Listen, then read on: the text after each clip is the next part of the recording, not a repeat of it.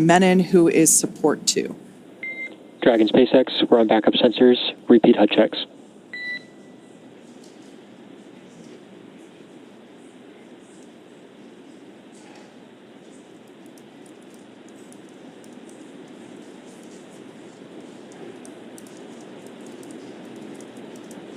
The crew's going to check out those heads-up displays one more time real quick. SpaceX, HUD checkouts on backup sensors all nominal. Copy, good HUDs. Returning to primary. Stand by for helmet camera checkouts.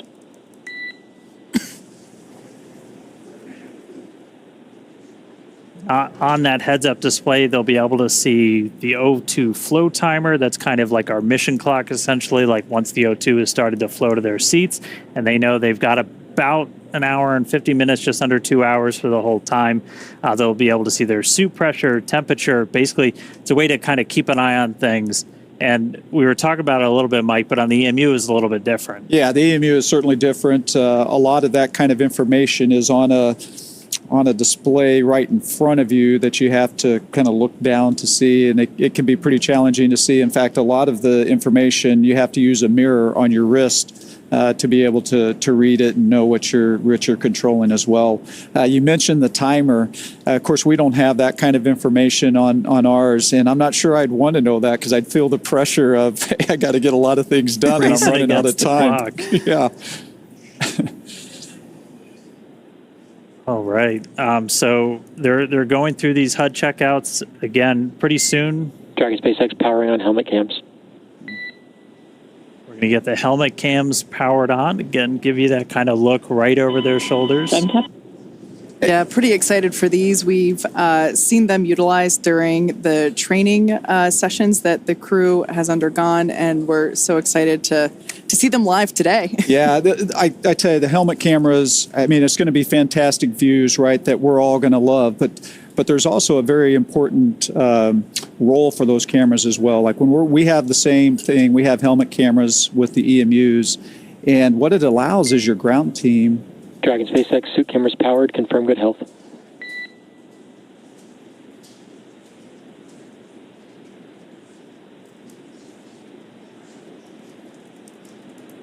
So it really allows your ground teams to kind of be able to see what you're doing. And SpaceX, we see good video and both speeds, no faults. And almost double check your work. Copy, checkouts complete. HUDs will remain powered. Proceed to step 3.3, operations review through 3.8, report when complete.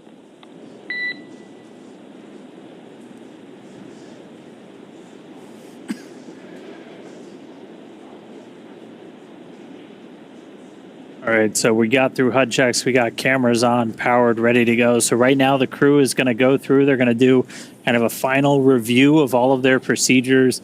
Mike, you talked about this a little bit, like these things are so choreographed because even if you couldn't see the clock, like you're on the clock. So you've really got to make the most out of like every single second you're doing one of these. You do, and of course you see that with today's spacewalk as well. Dragon SpaceX repeating, checkouts are complete. HUDs are going to remain powered. Proceed to step 3.3, operations review through 3.8, and report when complete. Copy, and work. And the reason it's so choreographed and important is because you only have so much time outside, right? You only have so many consumables that allow you to go out there. And so you want to take advantage of all of that, and you want to have every step very well scripted so that there's not a lot of wasted time. Now, that being said, it is nice when you're out there once in a while to just kind of take a moment, look around, enjoy the views, kind of trying to absorb where you actually are, which can be pretty incredible as well. Every once in a while, guys, I'm a little tired. I'm going to take a minute. That's right. I need to take a break. I see my house from here. That's right. Yeah. All right, but like it's awesome. We're seeing the crew inside. We're getting close to the start of today's spacewalk. We're going to start flowing O2 to the suits, and that's when our clock's going to start. Right now, they're just doing kind of final cabin configurations. They're going to check the lighting. They're going to make sure that their umbilicals are in the right spot. That's one of the things you'll see. That's actually one of the roles that our support crew members are really going to. That's kind of one of their primary jobs during the spacewalk is to manage those umbilicals. For you guys, Mike, you had one. That's what plugs into kind of the leg in your suit, and that's what's providing like the breathing gas, comms, connections, all of that stuff. For the spacewalk today, it's a little bit different. This one that they're going to be using has some tethers in it for Sarah and Jared. It's about 12 feet long, so it's like about double the length of what you guys have. So it's dual purpose, right? It's providing them the air and the cooling that they need while they're out on the spacewalk, but it's also providing that safety piece, right? So that if something should happen, they should slip or that they're not going to go floating off into space. With the EMU that we use on the space station, we actually, all of those consumables are a part of the suit itself, and we have a separate safety tether that the first thing we do when we open that hatch and we go out is we hook up that safety tether, and it's an 85-foot reel that as you're moving around, it goes out with you to, again, protect for that crazy moment when maybe an emergency happens and you come off station. How hard was it to manage all of those tethers? I feel like every time I watched, it was like, there's no way in heck that this thing isn't getting snagged on something. No, you're absolutely right, because everything, and you talked earlier about making sure there was no loose items in the cockpit, right? Because when you open that hatch, things are going to want to float away if they're not tied down or stored or anything like that. So when we go out on a spacewalk, not only do we keep us tethered to the spacecraft, but any tool, any part that we take out with us also has to be tethered. And it can be quite a challenge to manage. You'll open up a bag and there's 10 pieces of hardware in there with 10 different tethers, and they get all tangled up, and it can really be pretty challenging. It's important, though.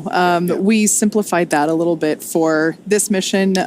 We actually basically built in that tether into the umbilical, one of which you can see actually there floating under Jared's right arm. So not only does that provide airflow and comms and all the normal connections that we have in the umbilicals, but we also added that strength to provide that protection.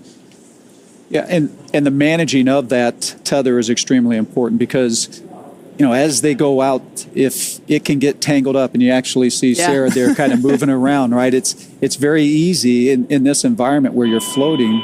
SpaceX Dragon EVA off review complete. Crew are in position for EVA start. Nice. Excellent SpaceX news. copies, crew in position. But you saw Sarah kind of move the tether out of the way, and the part of that is that's actually impacting Jared. SpaceX, you are go to command Vox target push to talk, all seats.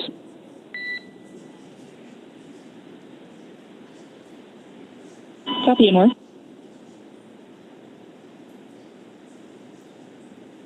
And so this will be one of the unique things about the spacewalk today. It'll feel familiar if you watch some of Mike's spacewalks.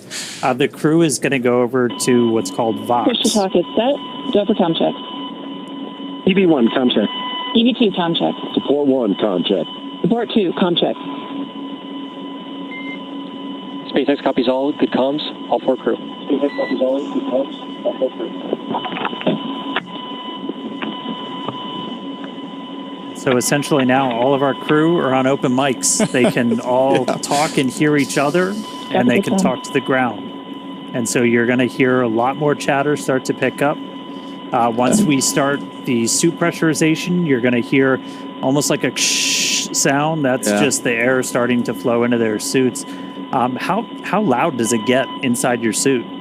It actually is quite loud. That airflow is just constantly, which is a good thing, right? Because not only is it providing you the oxygen, but it's also helping get rid of that CO2 that you're breathing out. So you want that airflow to be constantly going, and so you always are hearing that fan that's making that happen. And so that is certainly pretty important. And the Vox thing, I got to say, it's nice that you don't have to push a button when you're outside there to talk. Dragon SpaceX, we're about 90 seconds from EVA initiation.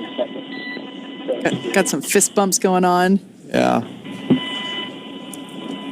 And we just heard we're about 90 seconds from EVA initiation. So we should see them get the go to close their visors, and then they're going to open up one of the O2 valves on their suits to start the suit purge, and that's going to be the official start of our spacewalk today. So we're We'll get through the final goes, and then we'll see those visors get closed, oxygen start flowing, and we'll be off.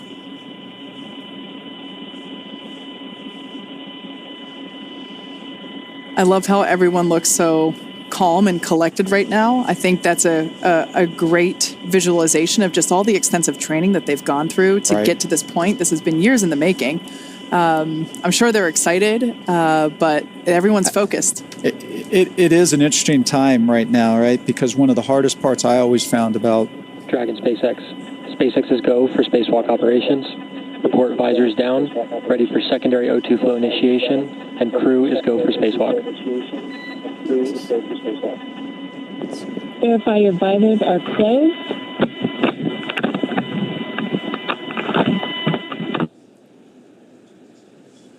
Secondary O2 valve is open.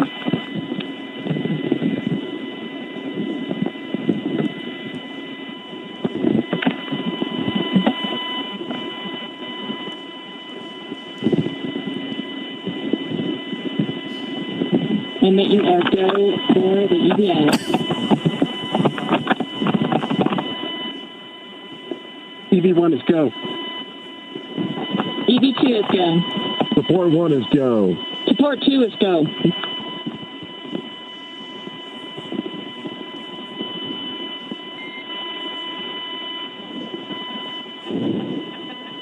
Dragon SpaceX initiating secondary O2.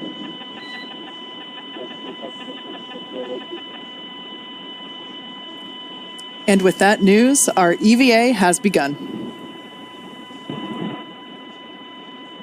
So you're going to hear it referred to as primary and secondary O2. Primary is going to be that primary flow of oxygen to pressurize. Secondary is largely putting oxygen into their suits to help with cooling, but secondary is the first one we turn on.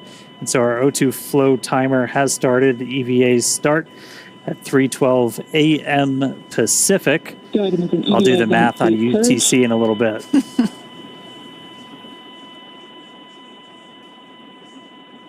So this first operation, or this first step in the operation, is a suit purge.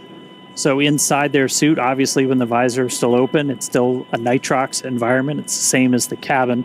And since they're going to be at a lower pressure than what you can basically live at with oxygen levels, they're going to be on pure O2. They're going to be a 100% oxygen environment. And I mean, you guys were kind of in the same thing. And it's because like your suit, you can't move a suit around at 14.7 psi, can you? No, maybe you can, but no, that'd be pretty tough to do. And as we had talked about earlier, that's why that mobility is so important, because when that suit is pressurized like that, it can be challenging to move around. Absolutely. So here on your screen, we can see the Polaris Dawn crew. Now with their visors down, the EVA has begun. We are beginning to flow that O2 through. Now, we will, of course, bring these views to you as we have them, but due to ground station coverage, they do come in and out here and there. But every moment that we can, we will certainly be sharing these with you.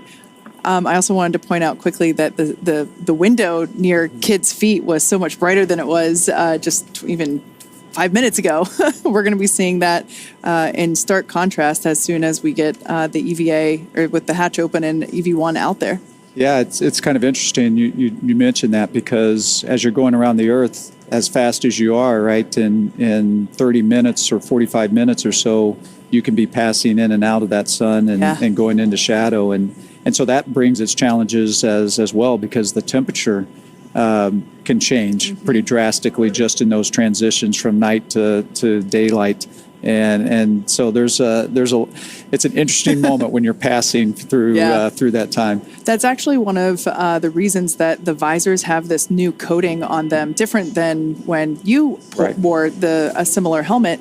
That coating actually helps to insulate the individual inside the suit. So when they're looking at the sun. Dragon SpaceX, a reminder, after the initiation of primary O2 flow, EV1, EV2 will need to adjust Vox threshold low following primary O2 flow initiation. EV1 copies. EV2 copies.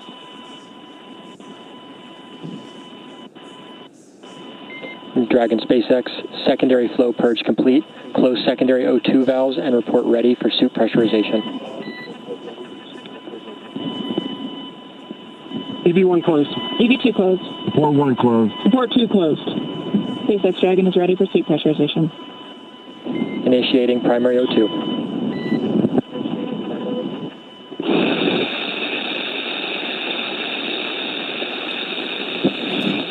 This is normal. This is with the airflow coming through. The crew members are on Vox, meaning that their microphone is on the whole time. So Sarah and Jared are going to be adjusting their audio levels as this flow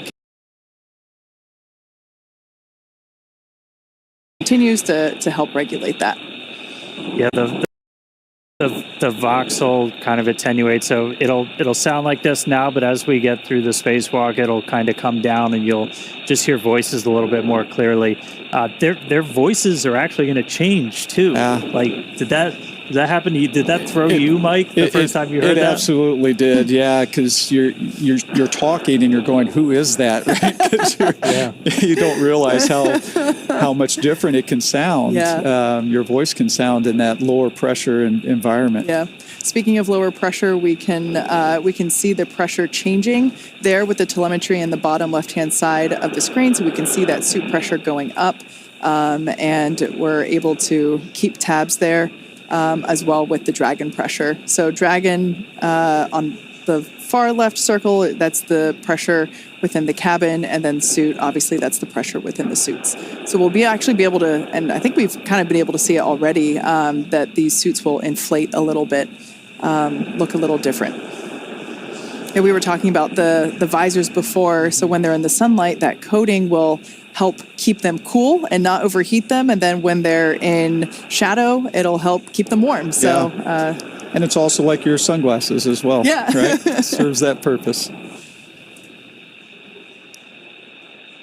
All right, so at this moment, the suits are getting their primary pressurization. This takes about 3.5 minutes, a little bit less, and then we're going to go through those actual suit leak checks. The crew will probably get a reminder they have to stay really still when we do those leak checks, and I always was kind of wondering, like, why the heck? And like, if you bend your arms, you're actually going to start, changing the volume inside the suit, and that'll cause pressure spikes. And so that's right. You got to stay really still. Yep. And then after we get through the leak checks, we're going to go through kind of that final pre-breathe where they're going to hang out in that 100% O2 environment just to continue purging all of that excess nitrogen. Suit pressure stable and purge complete. Activate secondary flow on. Report when complete.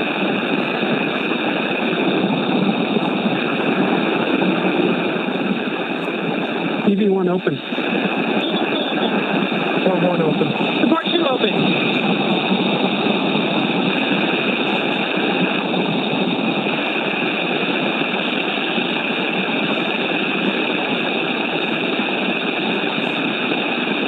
And right there, they finished the purge, and they did a quick reinitiation of that secondary flow check. Response, close secondary flow, and report when complete.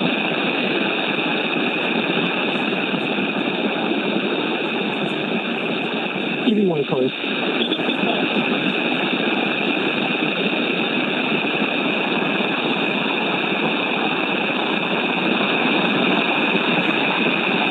Report 2 closed.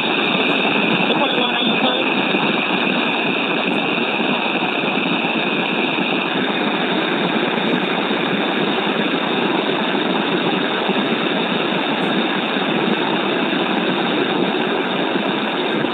Report 1, SpaceX, can you confirm secondary flow closed?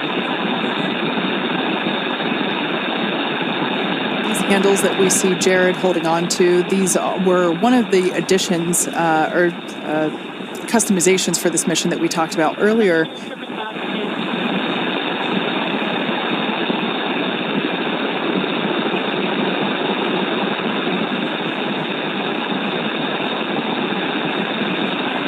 Support 1, SpaceX contact.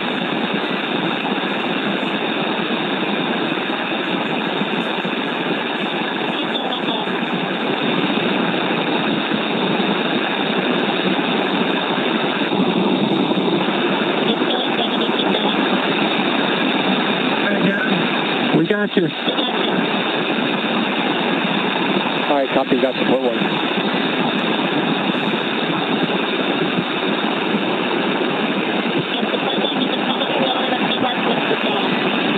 Copy.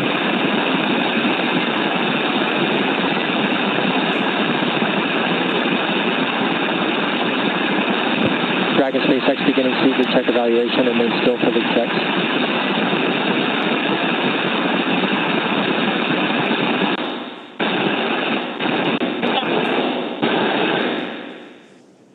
So once again, that background noise is expected. That is the microphones and the flow of air within the suits. So we're trying to stay quiet to, along with you, listen in on what the crew comms are as they go through.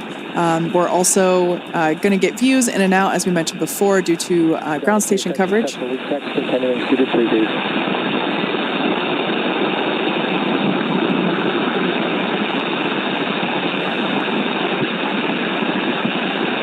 And it is a little bit tough to hear. We just heard, though,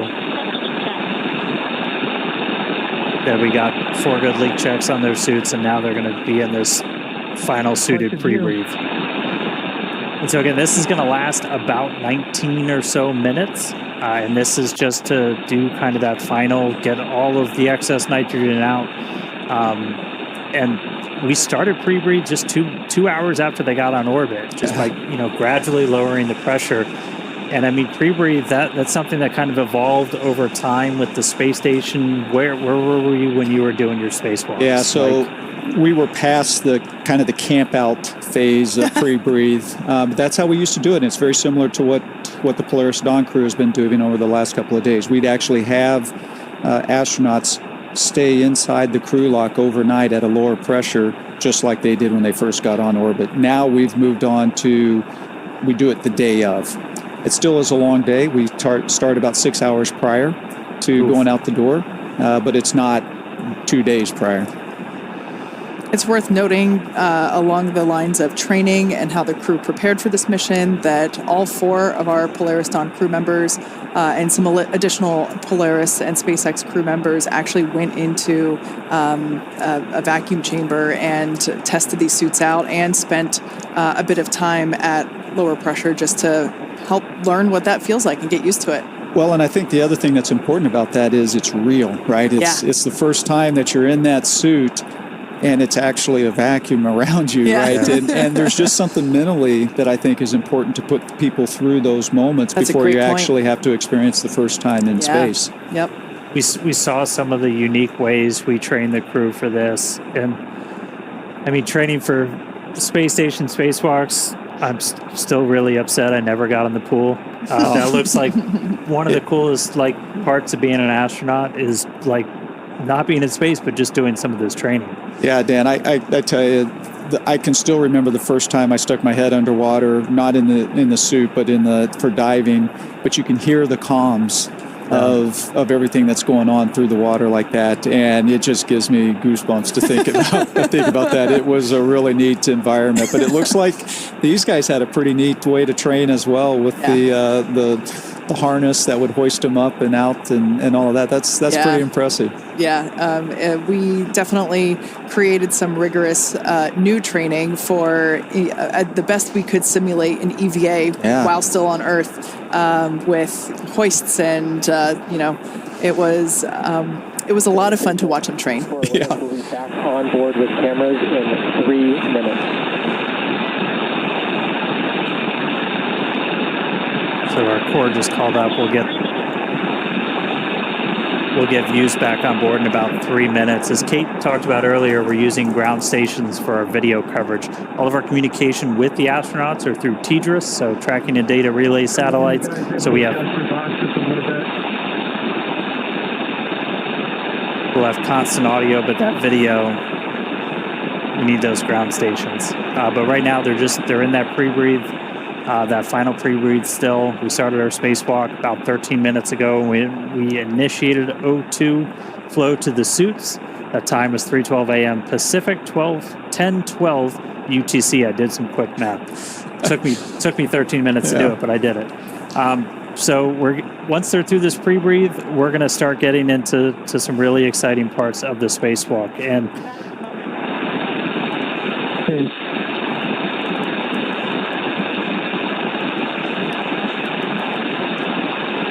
then after we get through the pre-breathe, we're going to get to cabin vents. So, what's going through your head when you're like, man, it's happening. The air's going out. It's really happening. It's happening. Yeah, I tell you, it is a long process to get to this point, right? They've been prepping for this for 2 days, right? And one of the hardest things I found about the spacewalks is the waiting. Hurry up and wait. Hurry up and wait, right? You are so ready to go out and to do this mission and to go out that hatch, and it just takes time. And I think that's one of the things you talked about, my fifth versus my first. Your fifth, you kind of understand how long it's going to take. You have a better appreciation for how long it's going to take. And so you literally find yourself in these moments when you're kind of waiting through this pre-breathe, or you're waiting for the airlock to depressurize. You just kind of find yourself just floating there, kind of zoning out, trying to keep yourself calm and relaxed, and until that moment when it's game time. Yeah. Now, just a quick mention, we're about a minute out until we get those views back inside the cabin. The view that we had previously was our Dragon tracker, which if you want to see where Dragon is, you can actually look that up as well. We have it on our website, spacex.com/follow-dragon. But yeah, just as a reminder, our crew, they are in their designated, Jared's not, but He's floating. our crew members, basically Sarah and Kid, have switched their seats for the EVA. Last time we were able to see inside the cabin, we saw Jared awaiting to open the hatch. So he wasn't in his commander seat, but Sarah is now sitting in Scott's pilot seat, also known as seat 3. And then Anna is on the far left side, and Scott is on we can see it there on the far right side. And also just a reminder, their call signs for these EVA operations, Anna being support 2, Kid being support 1, and then Sarah being EV2 and Jared EV1, representing that Jared will exit first, do his activities, which include just some mobility testing of the suit, and then Sarah will go out and perform the exact same testing once Jared comes in. Meanwhile, Kid and Anna will function as the eyes and ears. They will be performing their own list of operations or their own list of tasks during the EVA. So while Sarah and Jared are going to be the ones that are, partially egressing the capsule once that forward door is open, Kid and Anna will also be performing an EVA in their own right.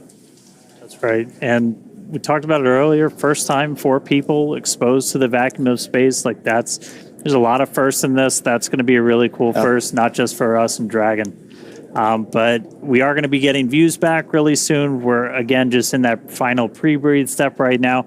And then we're going to start venting Dragon down to near vacuum. So we're going to have a couple of different valves that are going to open up, and the atmosphere inside Dragon is going to start going overboard out into the vacuum of space. Now, the crew, the ground, they can pause that cabin venting if they need to. We can pause and resume. The most likely reason is for ear equalization, is again, you're going through a lot of pressure changes anytime you do a spacewalk. And so if you've ever flown on an airplane and your ears popped, you've experienced just a little bit of what they might be going through right now. Once we start cabin venting, if we terminate or abort the spacewalk during that venting, we cannot start again. We talked a little bit earlier about how consumables are like the thing that really drives you.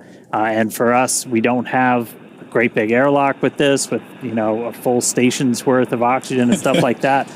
So suited pre-breathe complete. Confirm pre-breath for venting at pre-breathe complete.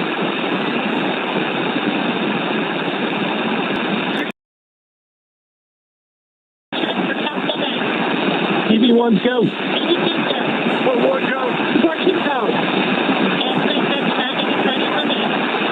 Copy, initiating cabin venting. There we go. That is great news. Exciting. So that breathing of increase. pre-breathe where they were breathing increased oxygen. We just heard that they're good. They all 4 crew members gave the go. So now we're going to vent the cabin.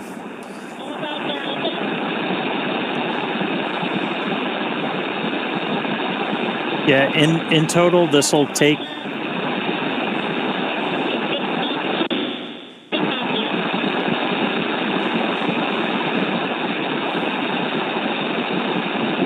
In total, this will take about 8 minutes, and you can, the graphics you see on your screen, that's live telemetry, everybody. So you can see the pressure inside Dragon starting to tick down. You're going to see the suit pressure tick down as well, is what we're really trying to maintain is a pressure differential. And so with these suits, we're going to be hovering right around 5 or so. You might see about 4.9 to 5.1, 5.2. It'll be about 4.9, and then we'll probably see it go up a little bit when they reinitiate the secondary flow for cooling. Copy 7. Yeah, Dan, and you talked about that, about 5 PSI is what the suit will be. We're actually a little bit lower in the EMU. Yeah. And so we've talked a lot about mobility. That difference between we're at 4.2 and they're going to be at 5, it can actually make quite a bit of difference just in how hard it can be to move the suit around, et cetera. Yeah, this crew got to, and that's something we can simulate, in a vacuum chamber or even just in 14.7. You can simulate that differential pressure. Getting calls from the crew. They're monitoring along. EV1 kids.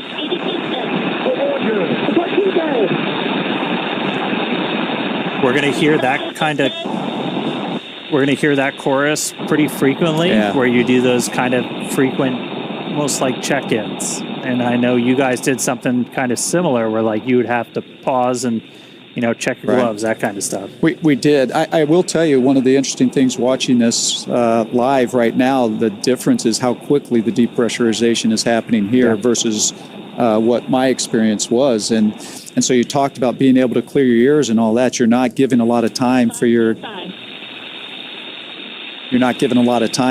ears to adapt to that lower pressure. So this seems pretty quick to me.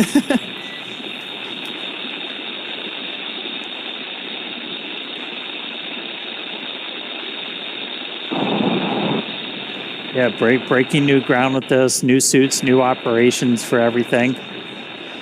We're at about 4.5. We're going to see that tick down. It's going to get down to just under 1, and it's not going to go all the way down. And then what we'll actually see is we've got a capability to open the hatch automatically. We've got a motor in it, but Jared's actually going to unlatch it, and he's going to give it a little tug to kind of break the seal, any of the kind of the stiction in the hatch itself, and that's going to kind of take the capsule down to its final vent before Sarah, who's at the displays, she's going to command the hatch to actually open. That's a good point. And there will be slightly more pressure inside the capsule, so really just helping. 4 PSI, seat pressures look good. SpaceX copies 4.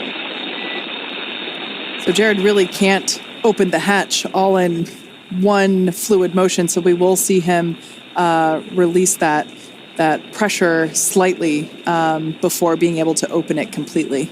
And I think one of the important things, you guys, I think I talked earlier about you put some more restraint devices inside the capsule from when I flew on it. And that's extremely important because there's going to be some force that Jared's going to have to be pulling down on, and he needs to be able to anchor his feet somehow. Otherwise, he's going to pull and it's not going to go anywhere. And so the new restraint devices in there, we're going to see how important that's going to become here when he tries to open that hatch. Yeah, that's one of the things that's why we have Skywalker out there. We've talked about how kind of similar to Gemini when they were first kind of stressing their legs, but important to remember we've got that 50 or 60 years of spaceflight history that we're able to draw on. These are new suits. This is a new operation. This is to, work out all the kinks and really test this for the first time. But we're going into this with a whole lot more information than they had back then. We know you need handrails or it's going to get real hard real quick. That's right. That's right. Yep. We did also hear Dragon's moving into its EVA orientation, essentially. We're going to point the trunk at the sun. Under 3 PSI. I think it's also interesting, you notice that the depressurization has slowed down a little bit, right? So as we get to this lower pressure, it's just taking it longer for that remaining little bit of air to go out through the vents. And TV1, com check. TV1, loud and clear. Loud and clear as well. And also hear the Vox starting to adjust its levels. Yeah. That flow of oxygen has not stopped, but the microphone's kind of adjusted and it's getting a little bit clearer. And yeah, keep an ear out. You might hear their voices start to like tenor down a little bit.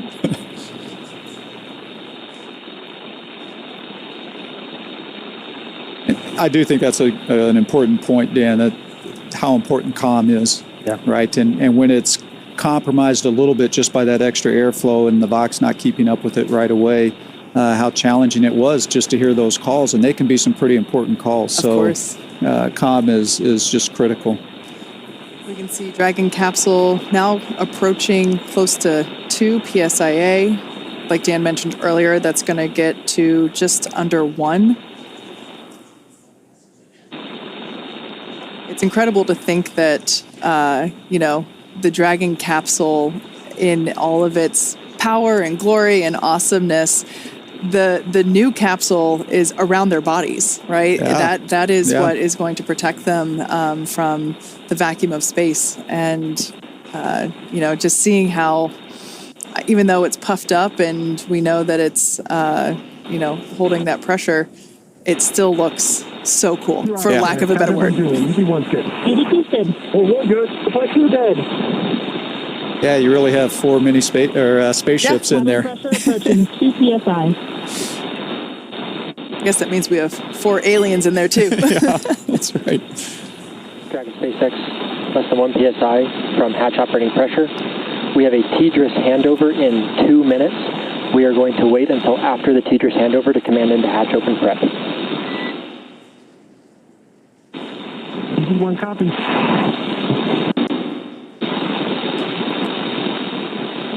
And I think you heard that, the TDRS handover. So there's going to be a short period of time there where they're out of comm, and it's kind of interesting because we're at a very critical phase as well. And so you want to make sure you have all the data and the ability to talk to the astronauts before you actually take that next critical step.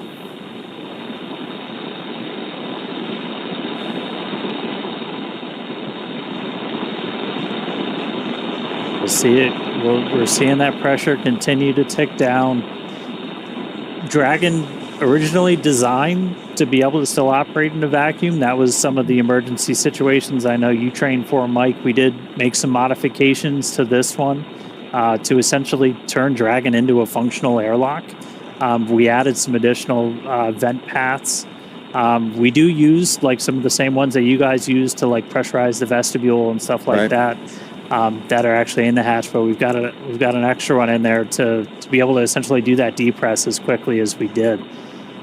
But we're gonna see that get down to a little under 1, and then we're gonna see Jared kind of jump into action. He's gonna unlatch the hatch, and then he's gonna give it a little pull to break the initial stiction, and then we're gonna be able to see Sarah. 1.5 PSIA. All suits look good. TV1 copy. That's one thing to note, that while we have been progressing through this pretty quickly, we did have the capability to pause if any of the 4 crew members needed to, take a moment to, let their ears come to equilibrium or just kind of get comfortable again. We did have that option, but everything has been going really well so far. We haven't had to pause cabin venting. And if you're just tuning in, heck of a time to do it. We're about good timing. A little under 28 minutes into the spacewalk today, which again, that started when we started flowing O2 to the suits of these crew members. That was at 3:12 Pacific, 10:12 UTC. We just heard that Dragon's now in its EVA attitude. Handover complete.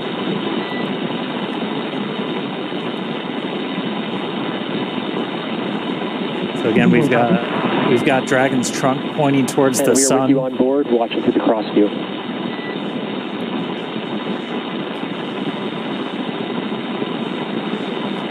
That was SpaceX core Arthur Berrialt, just letting the crew know that where the cameras are on inside and basically which camera is looking at them. It's so fun to hear Arthur's voice because he was actually a part of our mission as well. In fact, Arthur was an intern, started out as an intern when we were first starting the training, and so now to see him as a core and is pretty neat. Very similar to Sarah, who also started as an intern. Yes, yeah.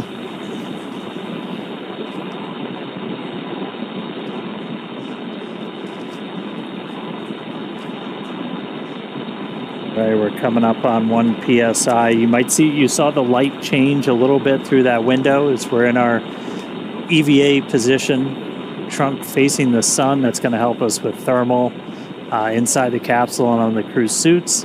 Also going to make sure we're maintaining that optimal pointing for communications with the TDRS satellites. Once the hatch is open, we're going to disable any of the Draco thrusters that point forward because you don't want thrusters firing off when a crew member's outside.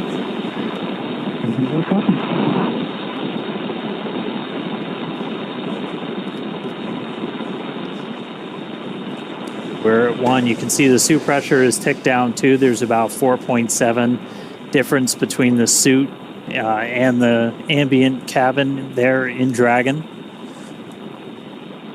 That umbilical that you see there just to the side of Jared, that will continue to flow the air into his suit as well as provide telemetry and communications connection.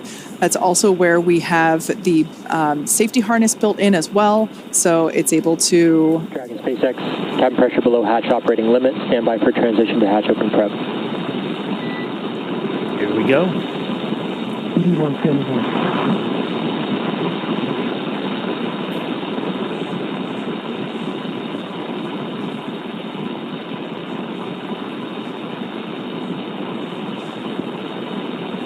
Mike, did you get to open the hatch? I did. Yes. Yeah. When you go out as EVA hatch open front. Dragon SpaceX, we're in EVA hatch open prep. Confirm crew ready to open hatch. That is great news. Hatch opening. EV1 good. EV2 good. One good. EV2 good. SpaceX EV1, we're ready to open hatch. SpaceX copies. Dragon, you are go to open hatch. Go. Exciting. Copy that, SpaceX. Go to open the hatch. Mike, as you mentioned before, that continuous Still communication. the hatch handle.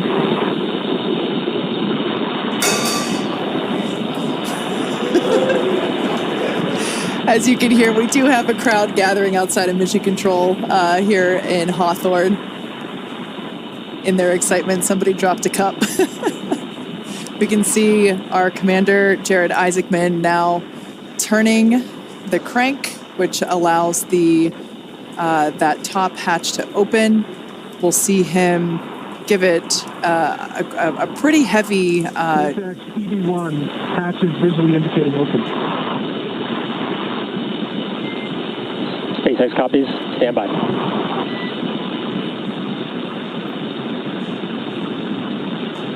Should see him give that hatch a pretty strong jolt to release that stiction.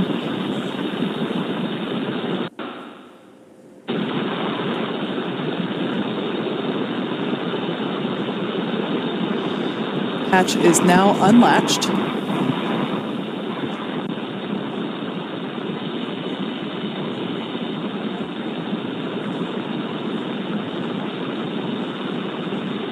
Mike talked about, we see him getting his feet set. That's right.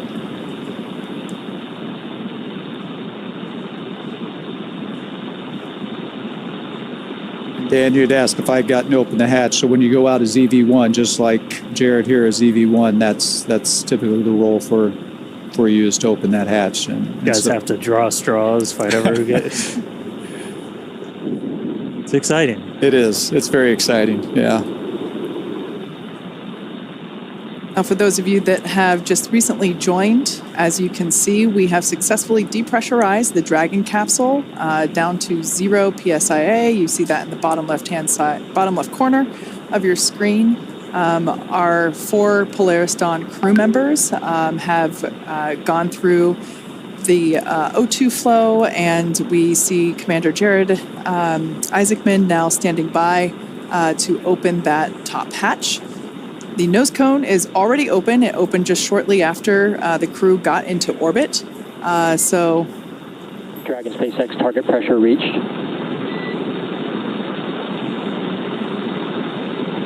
Copy that, SpaceX. I'm unseating the hatch now. Jared now opening Dragon resilience into space. So we saw some motion on the hatch. Again, he's just giving it kind of that initial tug. And then Sarah gets to push the button to swing that hatch open.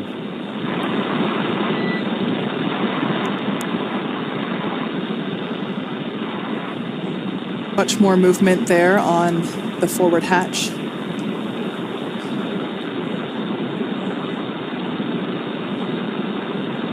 This must be pretty exciting for Jared because that center part of Dragon SpaceX, that's a good brace. We're going to have you repeat the operation. center of the hatch actually has a window. SpaceX, the hatch is unseated. Copy. Let's give it another pull. The hatch is several inches inflated from the green light. Copy. We see it.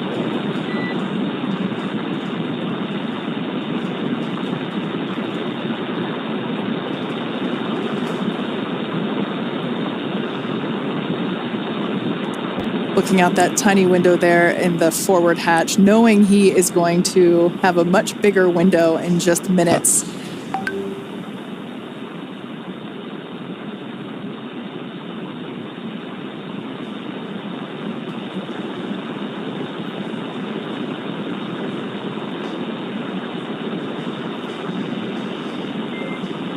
Dragon SpaceX vent complete.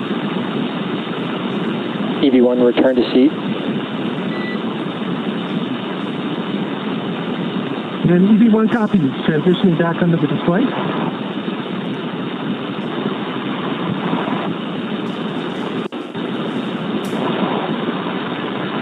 So again, one of the reasons we had Jared do that was to... Dragon SpaceX, we're actually watching that hatch. We're going to have you repeat the last operation. Sounds like they're going to have him repeat them. One of the reasons we're doing that is just to kind of vent any of that residual atmosphere. Up from under the display.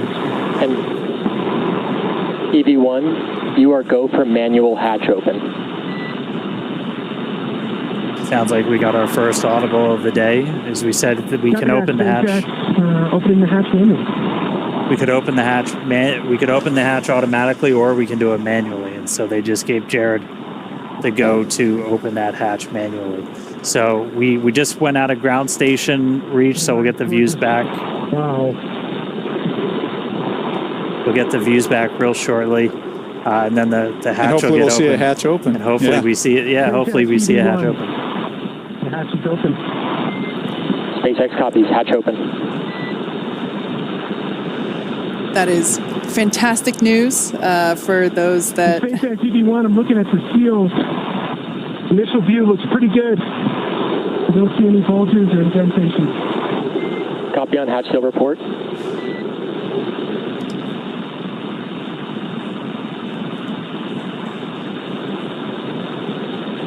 Yeah, that seal that you just heard him talking about, it's such a important part for the end of the EVA, right? So that when they close that hatch again, you get a good...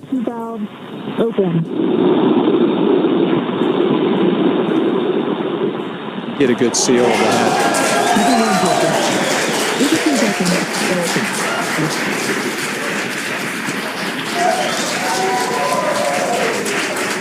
EV2 SpaceX, can you command open forward hatch? This is going to stall it open. There is our first view of the forward hatch, wide open to space. Forward hatch.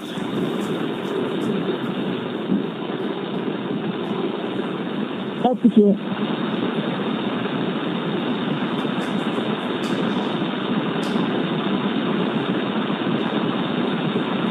If you just jumped in, we are 38 minutes into today's spacewalk, and the hatch is open on Dragon. First view from a helmet cam, looking out. Dragon SpaceX, we see it stalled. EV1 is go to continue. That structure you see there is... Check for egress. EV1, SpaceX EV1, I'm transitioning back from under the displays. SpaceX copies, we're with you in your helmet cam. Once again, this helmet cam, that structure we see is the spacewalker. This is Jared now egressing through the forward hatch of Dragon Resilience.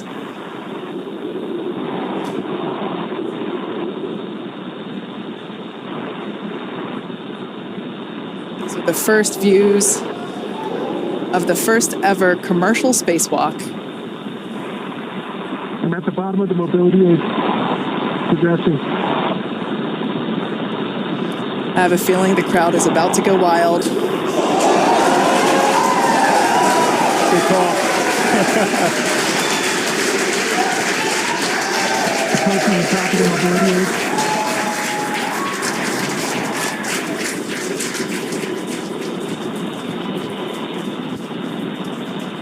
SpaceX. Back at home, we all have a lot of work to do, but from here, Earth sure looks like a perfect world.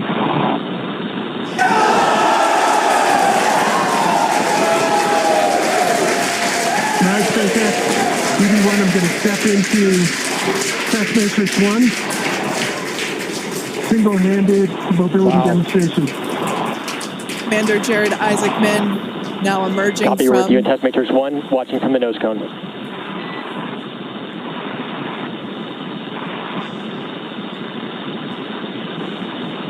Up, down, left, and right are threes.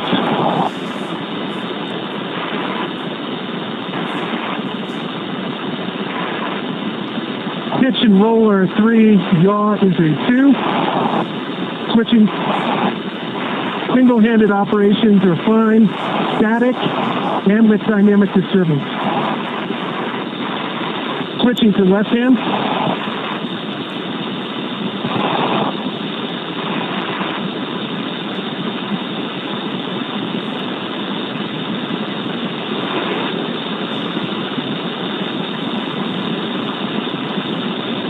Up, down, left, and right are 3s, maybe a 2.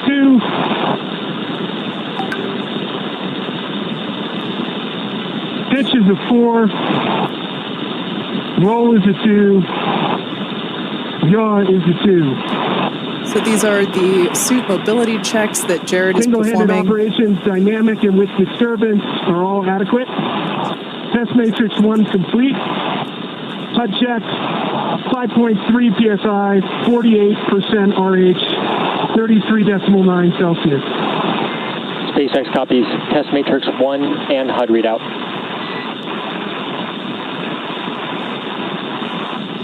Crew ops check, EV1's good. EV2's good. What was good? 14 good. Okay, stepping into vertical translation. We're going to start with the horizontal bars.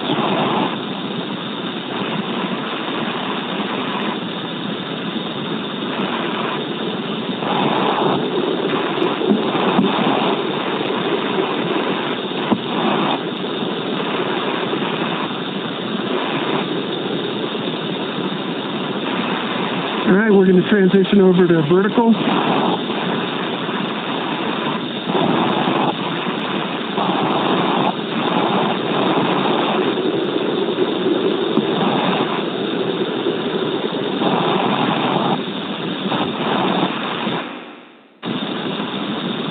I'd say vertical and horizontal are equally workable, slight least favors horizontal.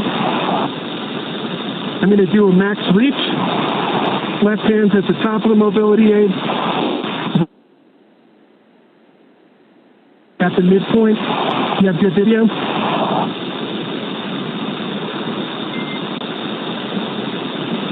We just lost our live video, but stand by 1. Okay, switching over to max reach, switching to. Copy that, SpaceX. I'm holding up at the max reach. And EV1, go ahead and continue the operation. We'll let you know we're back on with live video.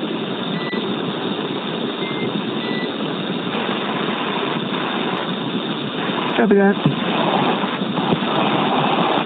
And for your awareness, max reach, left aid, and the mid bar. And that's test matrix 2 is complete. HUD readout, 5.3 PSI, 33.9 Celsius, 50% RH.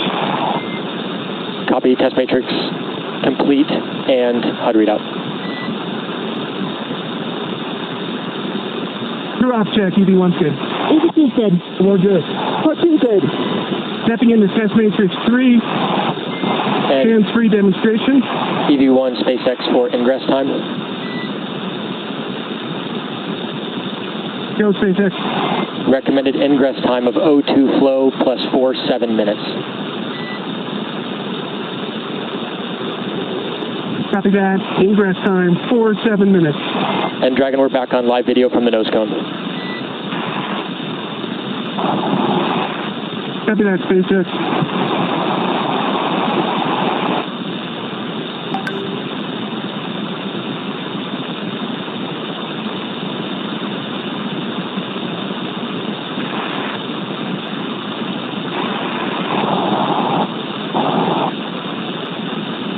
And SpaceX EV1, I would say the hands-free demonstration is very comparable to the trainer in terms of the foot restraints. SpaceX copies. And EV1, when you have time, if you'd like to return to the reach demonstration, we'll take a look at that with the live video. Copy that. Test matrix 3 is complete. The HUD readout is 5.3 PSI, 47% RH, 33.8 Celsius, and stepping back into max reach. Copy, test And as matrix you 3. can see, top of the mobility aid. And let's get a quick crew off check. EV1's good. EV2's good. I'm good. Poteet's good. Copy that. Okay, max reach, whether it's left or right hand, seems to be about the same. Top of the mobility aid, and then the mid rung. Copy, we see it. Checking up from the bottom.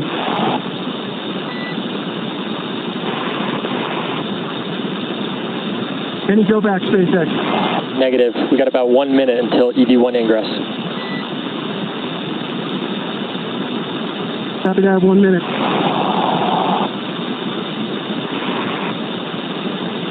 It's gorgeous.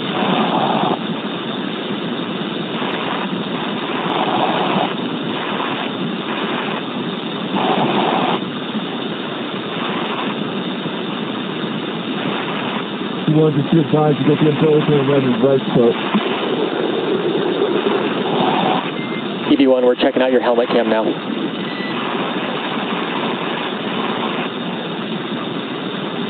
Well, I'm checking out your nose cone right now. And looks pretty good. Copy, we'll return to nose cone. See you looking at us.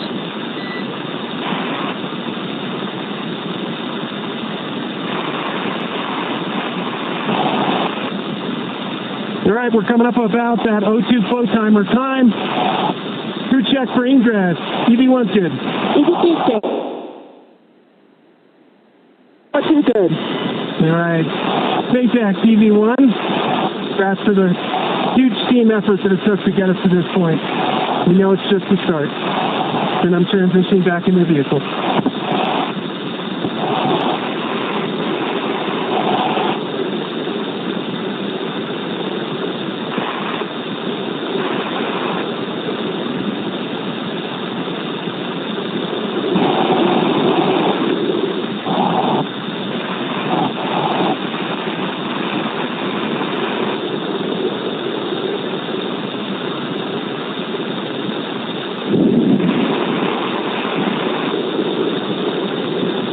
And SpaceX EV1, just taking a quick look here at the hatch shields. From what I can see so far, they look pretty good. Copy on the hatch seals and stand by for transition to 3-off reset.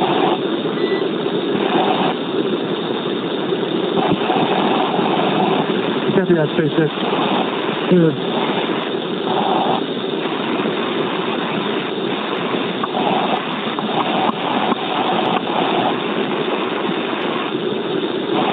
And EV1 is clear.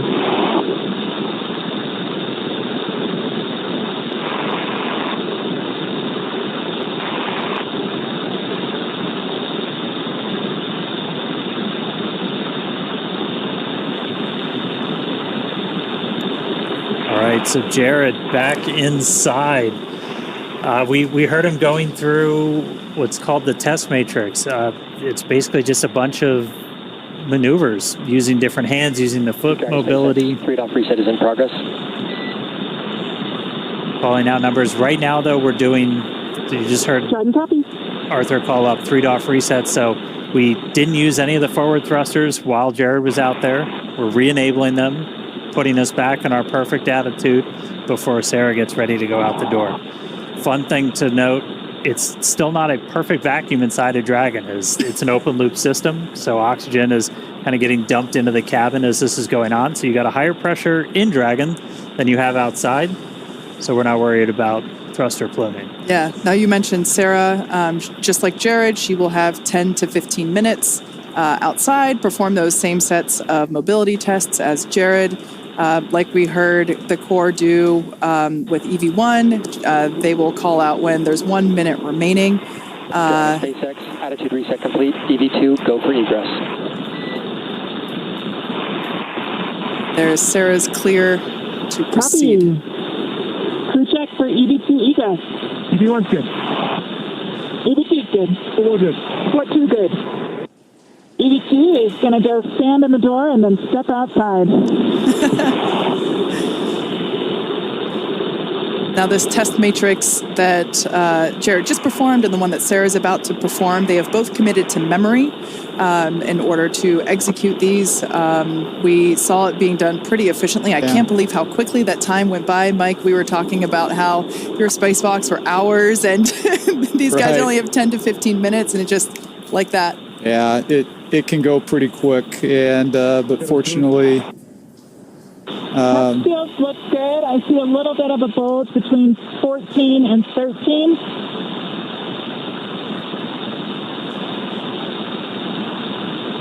so you're hearing Sarah call out some more of the seal check there as she's exiting out. It's reseated. SpaceX copies that report. Good fix. So this was something we knew might happen. And It's Sarah, between 28 and 27. Copy. the crew trained on exactly what to do in this scenario, just pop it back in. And Reseat one it. final between 19 and 18.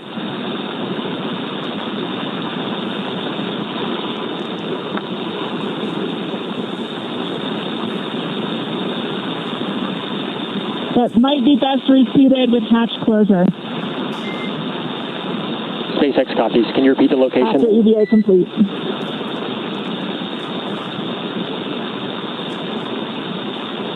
Between 19 and 18. All right, copy. I'll track that and ask again when you're ingress.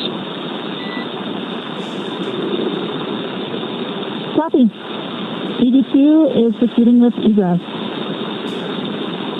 Super exciting to see this. Our fellow SpaceXer, Yeah. Sarah Gillis, now about to make her spacewalk. EV1, I'm going to hand this back to you.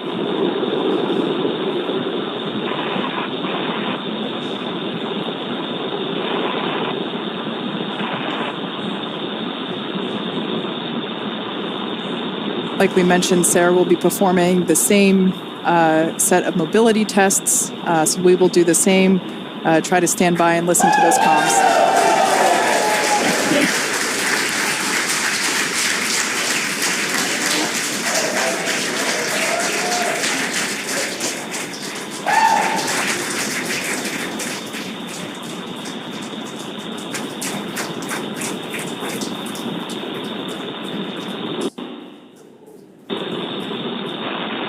I mean, I said it before, a lot of us work here because we want to do this. All right, stepping into test matrix 1 for single-handed mobility.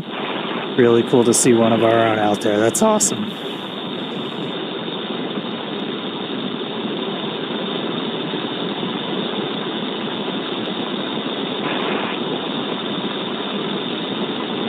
And EV2 for awareness, we're watching from the nose cone.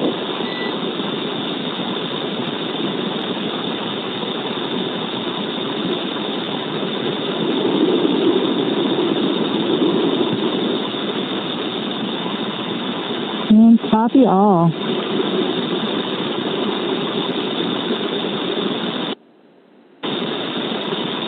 I would say in all three translation axes, I'm having certainly cross-coupled movements.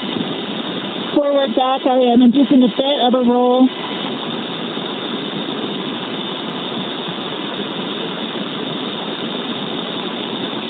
Similarly with left, right,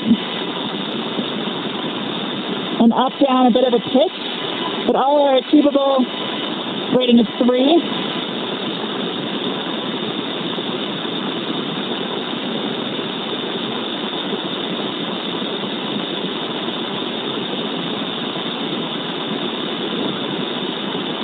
Yaw is a 3.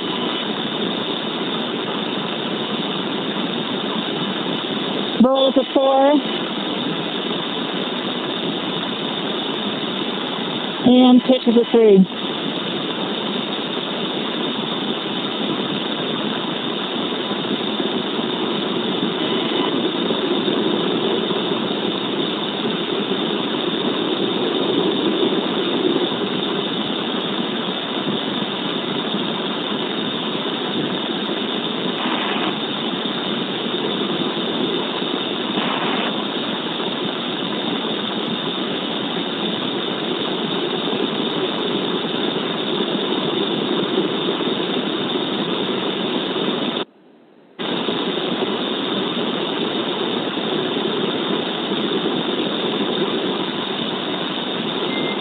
Source from left hand, stepping into vertical translation. SpaceX copies. And EV2 for awareness, we're tracking an ingress time at O2 flow, 5-9 minutes.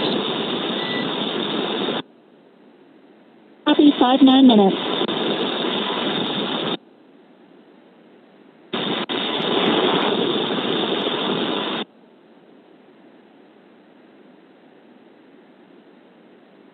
Horizontal bars are definitely preferred.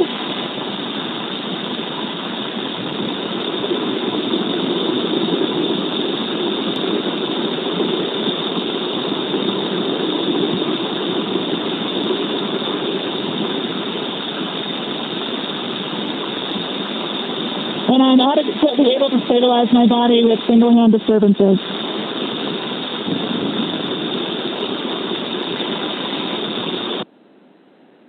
For both left and right.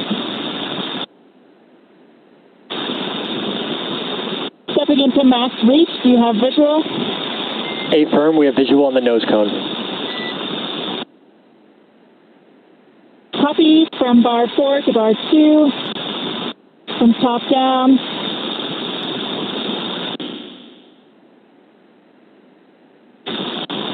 And similar reach from bar 2 up to bar 4. SpaceX copies reach. And EVA test matrix 1 complete. Seat pressure 5.25, 33.8 Celsius, 37% humidity. SpaceX copies HUD readout and test matrix 1 complete.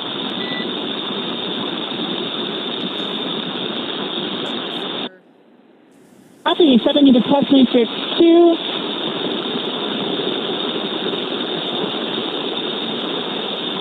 Like we mentioned before, views going in and out due to those ground station coverage gaps. Yeah, we comms are Some of the same.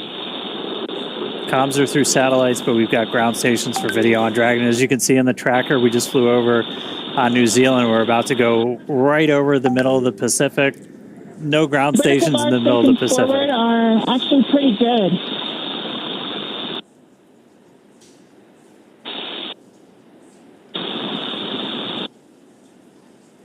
We're hearing the voice of Mission Specialist Sarah Gillis, our fellow SpaceXer on her spacewalk. She's got about a minute left, and then she's going to start heading inside. And SpaceX with a little more work, I can actually get between almost bar 1 and bar 4 on max reach. SpaceX copies.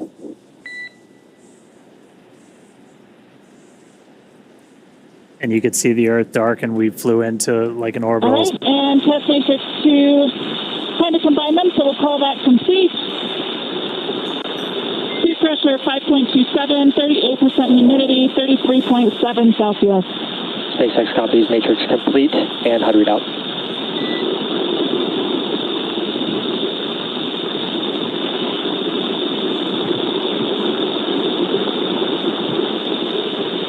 Stepping into hands-free demo. I'm able to engage and disengage my feet.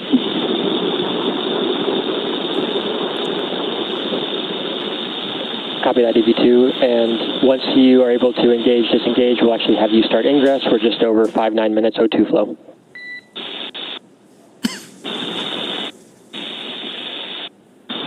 Copy.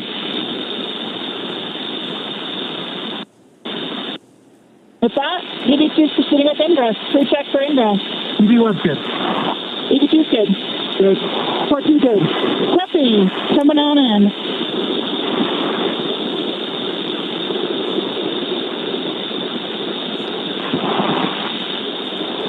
All right, and just like that, Sarah's going to start making her way in. Are clear. Check those hatch seals again. SpaceX copies on striker plates. And EV2, I have one more ask for the hatch, if you can check that out as well when ready to copy.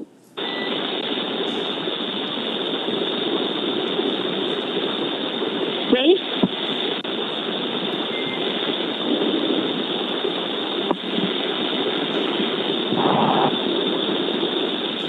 And Ready to copy. Copy. And EV2, what I'll have you do is, when you ingress, can you get eyes on the hatch handle mechanism and see if the handle has been stowed in the do not stow window, and report if you can see that?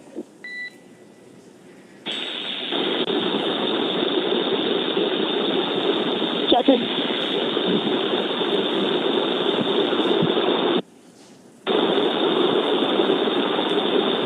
I think it's just outside. Copy, just outside. Thank you. Just outside the range.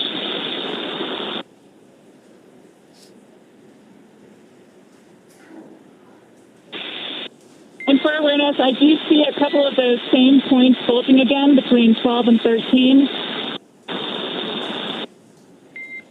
Copy, your go to Five. address. No, mostly between 12 and 13 right now. SpaceX copies at 12. If you can, your go to address those. Copy and work.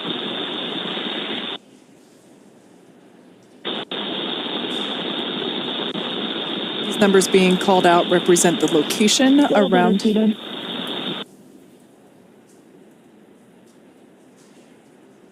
Yeah, the location around the circular hatch, just identifying where these bulges are. So Sarah's now reseating that seal. Not quite able to reach the back one, so we'll proceed with clearing for hatch closures. Just like that, we're already hearing about hatch closure. It's incredible that these two EVAs, just in 2 blinks of the eyes, are... EV2 is clear of hatch, please. 2 checks.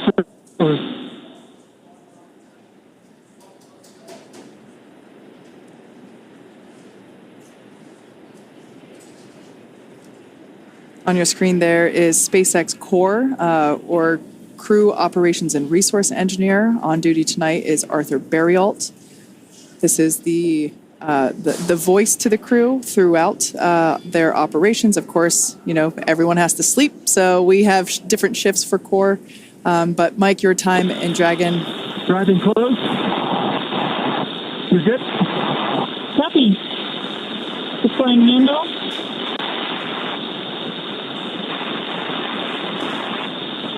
Applying force.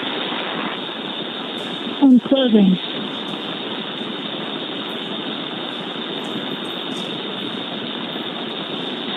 Once we get ground station coverage, again, we will be sure to bring you views within the Dragon capsule. But right now, Sarah is closing the forward hatch.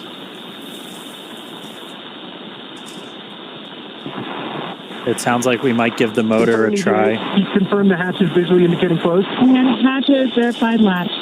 Hey, command and EVA hatch closed.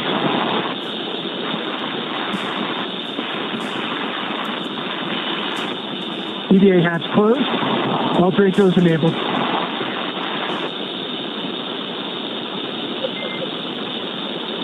Dragon SpaceX, we see EVA hatch closed and pressure indicates good hatch seal. Stand by for transition to EVA repress 1.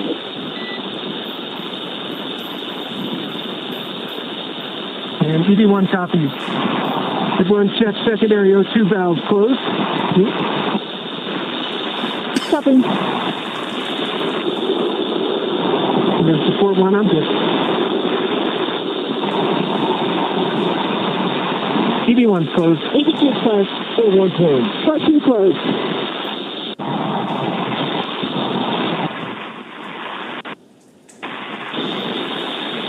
So a couple of real big moments right there.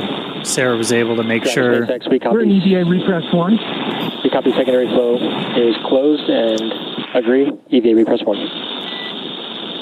She was able to make sure that the seals were in good spot. We got the hatch closed. You Okay, can crew, see we're out of a half PSI for 8.3. the pressure starting to tick up.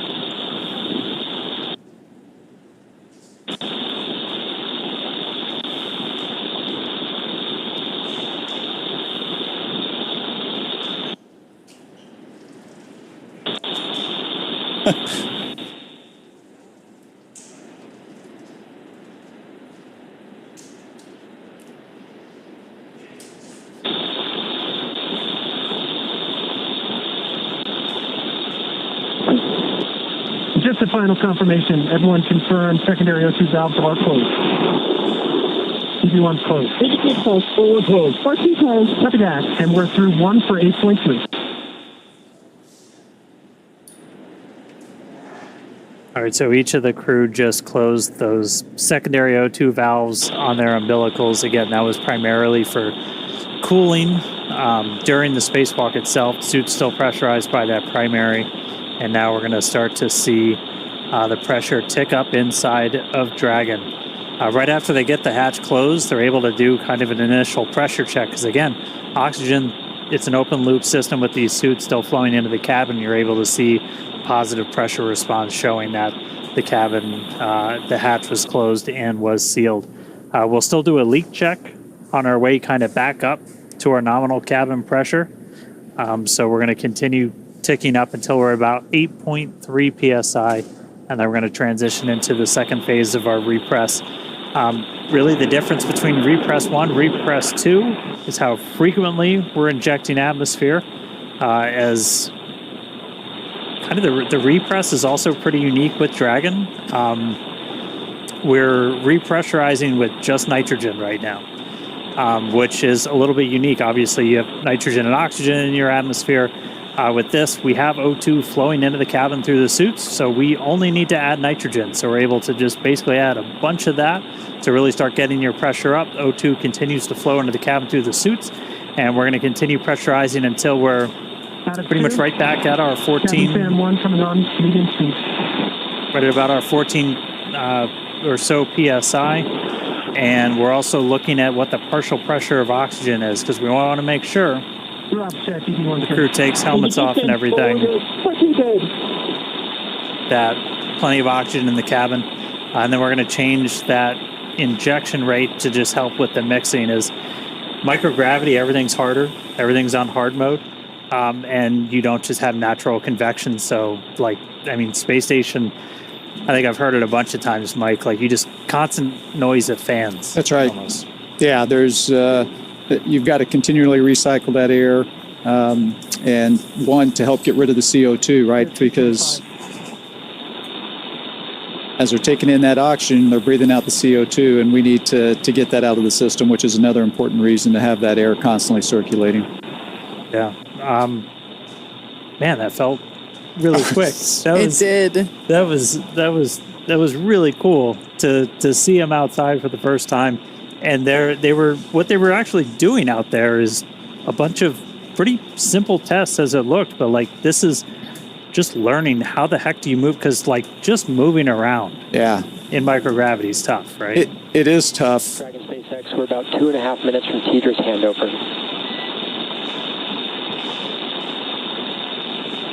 EV1 copy. Out of 3.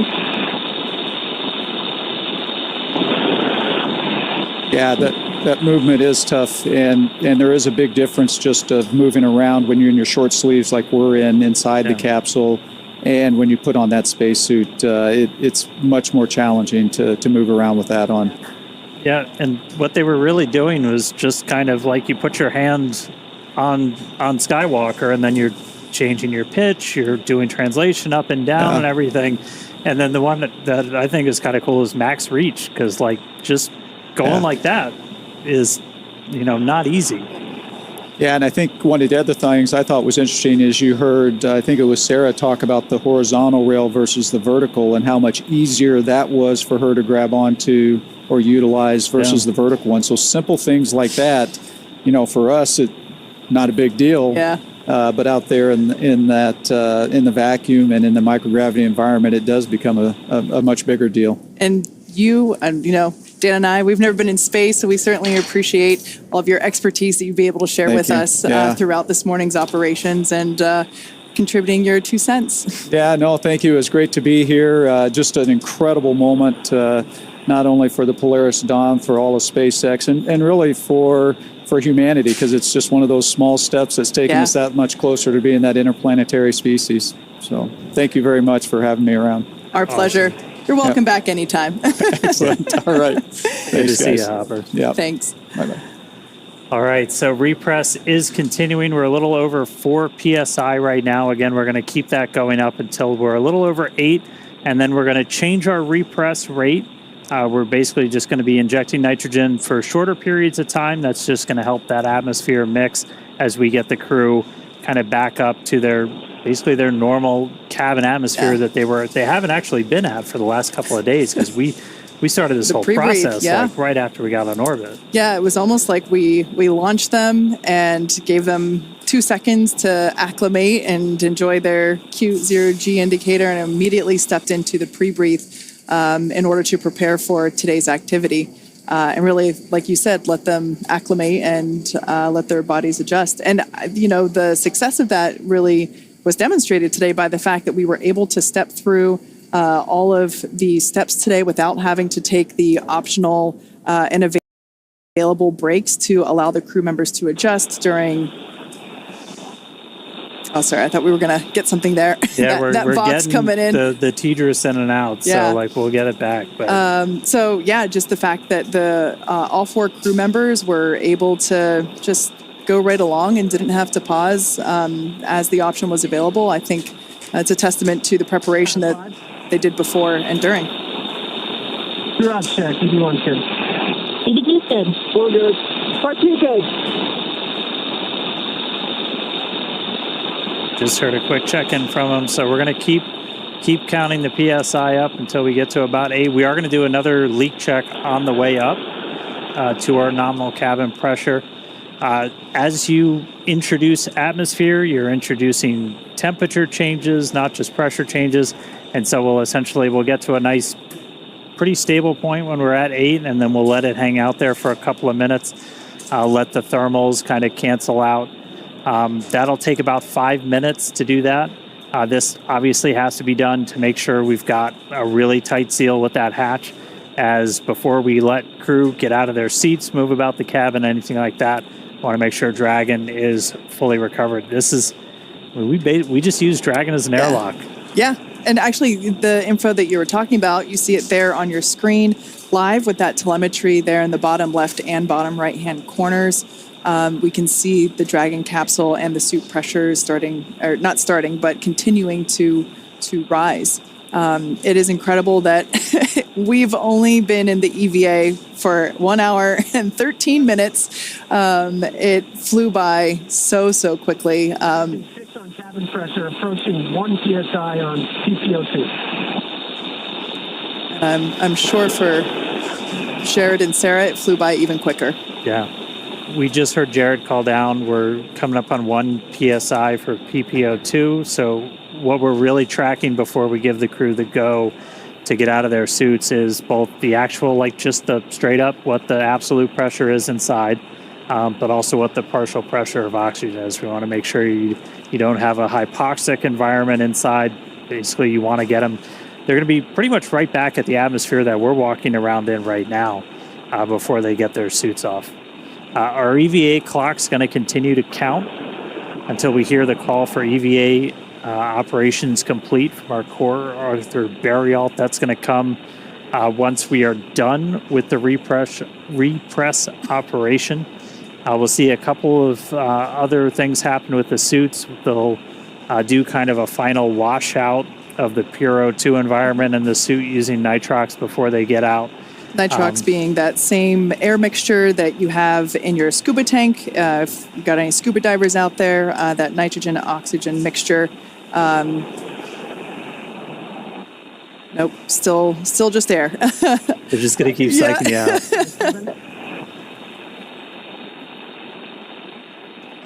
We should hopefully be getting video back from ground stations. SpaceX passing 7. Stand by for transition to repress 2 at 8.3. Okay, copy that, SpaceX. We're following along. Repress 2 at 8.3.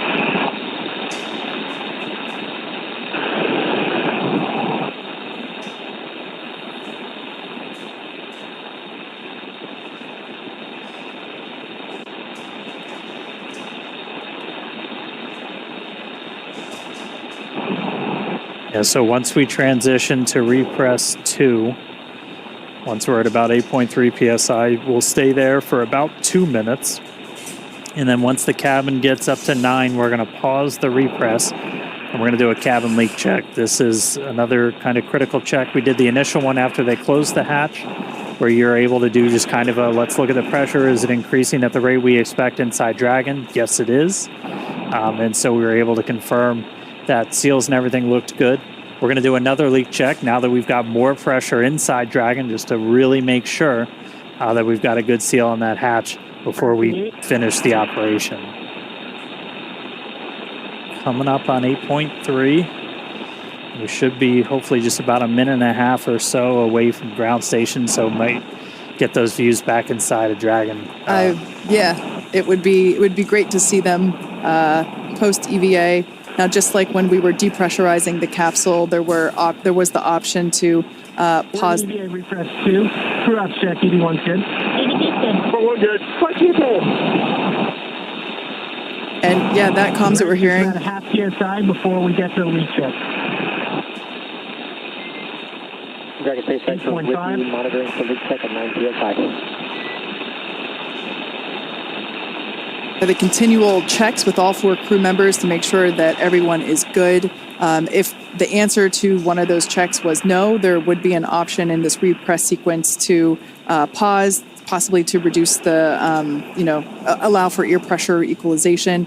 But again, just like the way that we depressurize now this repress, it seems to be going really smoothly. Yeah, we're just about at 9. I'm going to say we're almost there, and then it's going to tick up. But we're going to pause at 9. We're going to do another cabin leak check. So we should hear that momentarily.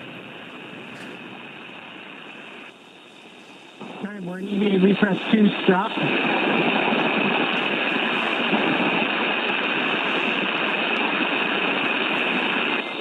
Dragon SpaceX is with you in EVA repress 2, stop. Starting to Waiting 5 minutes for thermal stabilization. and we're copy that, SpaceX. We're tracking. And crew for your awareness, we do a positive repress rate. We are 30 seconds into the leak check.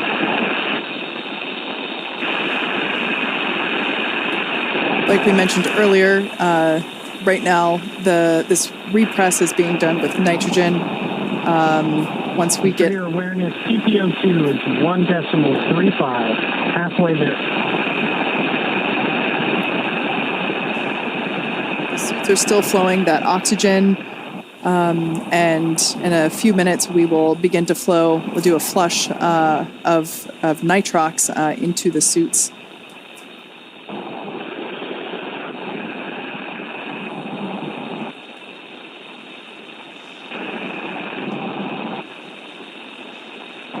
All right, we got our views back. There they are. It's a little sad to see that forward hatch closed again. It's got to be really hard when they tell you it's time to go back in. Yeah. Just one more minute. Yep. It reminds me of when I was a kid swimming in the pool. You know, time to get out. Just one more minute. I mean, it speaks to the professionalism for Jared, for Sarah, for the whole crew, really. Yeah. Like that's got to be, this is something they've been training for years. And it's got to be really hard not to go for those, that extra 30 seconds, but they're true professionals. Yep. They know there's a timeline. We're 2 minutes into the 8-minute leak check. Cross check. One's good. One good. What you good? PPO2 just passed 1.5.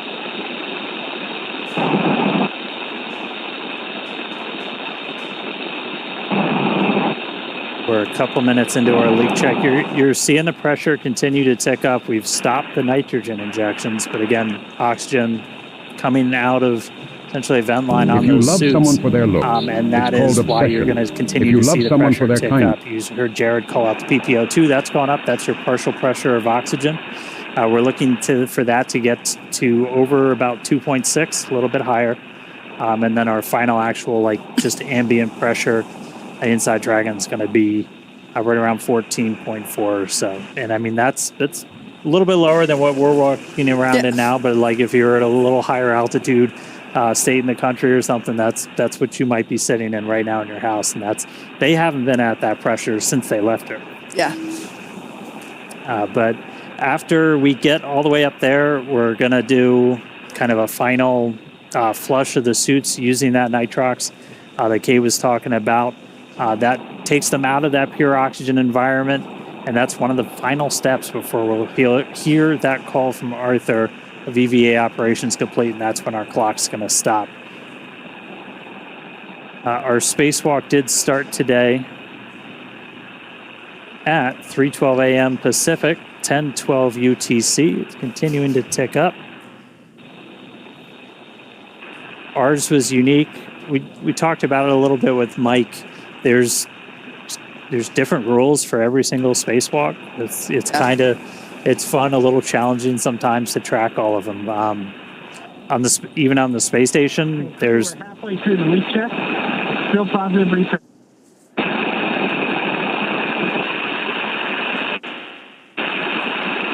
We're about halfway through the leak check, so we got about 4-ish minutes left.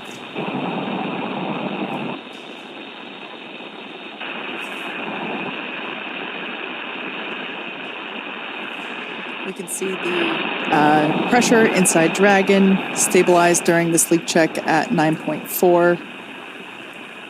Helps to ensure that that forward hatch is properly sealed and shut. It's very similar to a suit leak check that we do in terms of sustaining a pressure and measuring that pressure over a period of time. Obviously the leak check for the capsule takes a little longer than the individual suit leak checks. But so far, so good. A little bit more than halfway through. Yeah, bigger volume. Check evaluation period start 3 minutes. All right, so we hit. Copy that, SpaceX. We're tracking. We hit essentially a thermal stabilization. So again, this is the fun. I think it's chemistry. I'm not sure, but as you're raising the pressure, you're changing the thermal environment inside the cabin, so temperature goes up.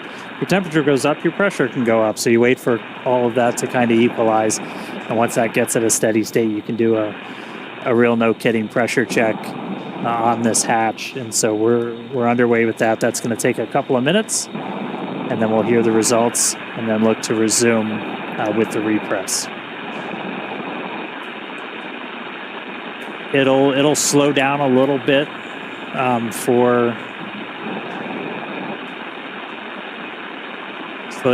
for the remaining of the repress. Kind of going in reverse. When we did the depress, a lot of that atmosphere was flowing over, and once we got down low, it started to slow.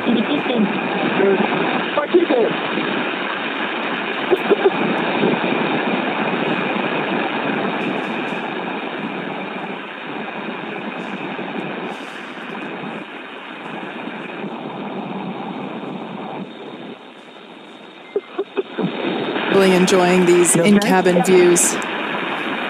Everyone. Dragon SpaceX for awareness. This leak check is looking good so far, but we're still going to wait the full 8 minutes. Yeah, copy that, SpaceX. We're tracking.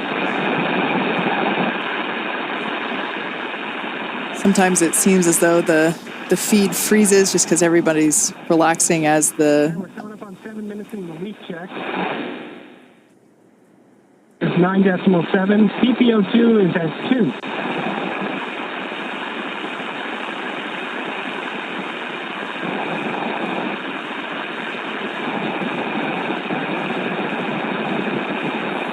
Enough.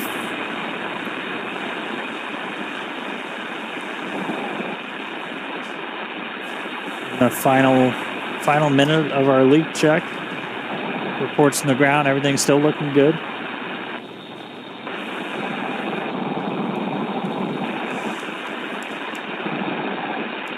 Heard Jared report down that partial pressure of oxygen right at about 2. Once that gets to about 2.6, we can essentially stop flow of that pure oxygen to the crew suits. Is like 2.6 is right where we want to keep it when we're at our final pressure. Dragon SpaceX, successful leak check. Stand by to restart or repress.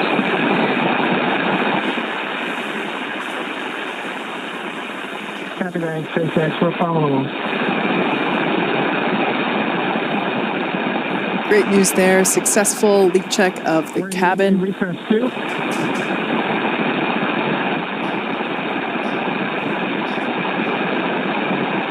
All right, crew, we're in EVA repress 2. As a reminder, EVA repress 2 will complete when either PPO2 reaches 2.62 or cabin reaches 1 atmosphere.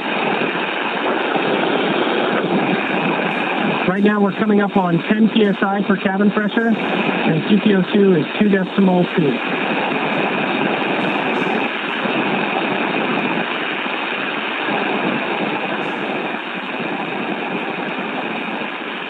It's a really good explainer there from Jared. Again, those are the values we're looking at. We're seeing the PPO2, that partial pressure of oxygen, continue to tick up. Once that gets to about 2.62, we're going to be done flowing that pure oxygen to the suits of the crew.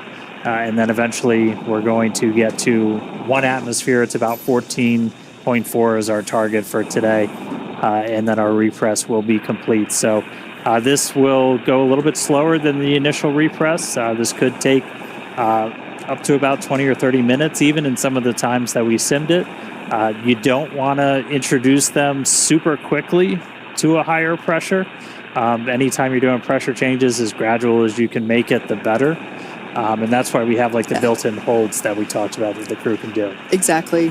These are opportunities for the crew to pause the repress and just allow themselves to come to equilibrium. Words are really hard right now. It is.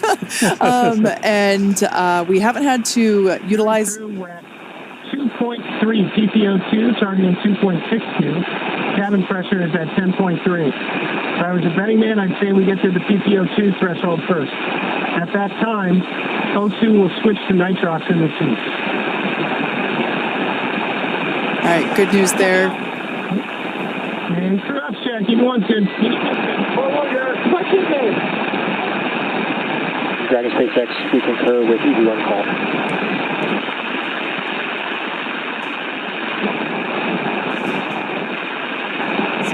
continuing to repress the cabin. We had a successful leak check, and you can follow along with the repress along with the data there at the bottom of your screen. As Jared said, we are targeting about 14 PSIA for cabin pressure, or when cabin PPO2, that partial pressure for O2, reaches about 2.6. So we are continuing to progress pretty well. 2.4. Cabin's 10.55. However, as Dan just said, this portion of the repress could take up to 30 minutes, just so that we're allowing the crew to acclimate along with the capsule. Really cool day so far. It was awesome to see them, out there going through the test matrix. Like, we only got to talk about it a little bit, but, just some of the different tests that they were doing while they're out there. This is like fundamental. How do you do a spacewalk? Well, first of all, you use your hands a lot. And how are you going to be able to move around? This is the first time we've ever had the suit in that environment crew. And so they had basically a checklist of like, these are the things you're going to do. And it was, use one hand and wave the other one around and see how well you can stabilize yourself. And then rate that activity on a scale of 1 to 5 and report it back to. We could hear that a little bit in the activity of, okay, I'm doing this thing. Here's the functionality of that test. Yep. Yeah, and then doing the reach test, doing the up and down, and they did it at the very end. You saw Jared go hands free for a second, and that was we had a foot restraint. In Skywalker as well. If you've ever watched a spacewalk in the space station, you've seen astronauts in the robotic arm getting flown around with just their feet strapped in. That's a pretty critical tool when you're working in microgravity, because otherwise, you go to swing the hammer and like it swings back at you. So you need something to kind of brace yourself, and a foot restraint can be really important. Yeah. It was. We also saw the helmet cam getting checked out. That was certainly a highlight for us to see what Jared was seeing. Even though at that point I think we were in, the orbital night, but it was many amazing views, and it went by so quickly. Both Jared and and we're back. We got views again. SpaceX is with you. Reminder to start manual timer on nitrox to suits.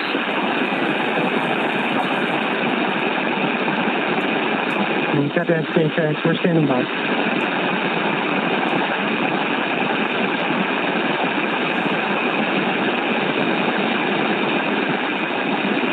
There it is. Clock started.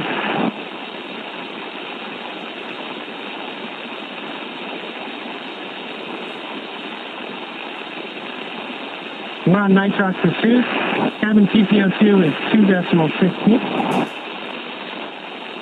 And cabin atmosphere is 11.3. Well, it might look like the feed is frozen. If you look closely, you can see small micro movements there with fingers and the strap above Anna's shoulder. We, unfortunately, due to ground station coverage, don't have video 100% of the time, even though we wish we did. That would be great. But we can see that Jared and Sarah are not strapped into their seats, of course, because they performed their EVAs, or their spacewalks, extravehicular activities, where Anna and Kid remained in their seats, the window seats, so we can see their safety harnesses still strapped in there. At this point in time, we are continuing with the repressurization of the Dragon capsule, Dragon Resilience. We had a successful leak check. 4-1 good. Commander Jared Isaacman continuing to check in with his 3 fellow. Check secondary O2 valve open. EV1's open. EV2's open. 4-1 open. 4-1 open. 4-2 open.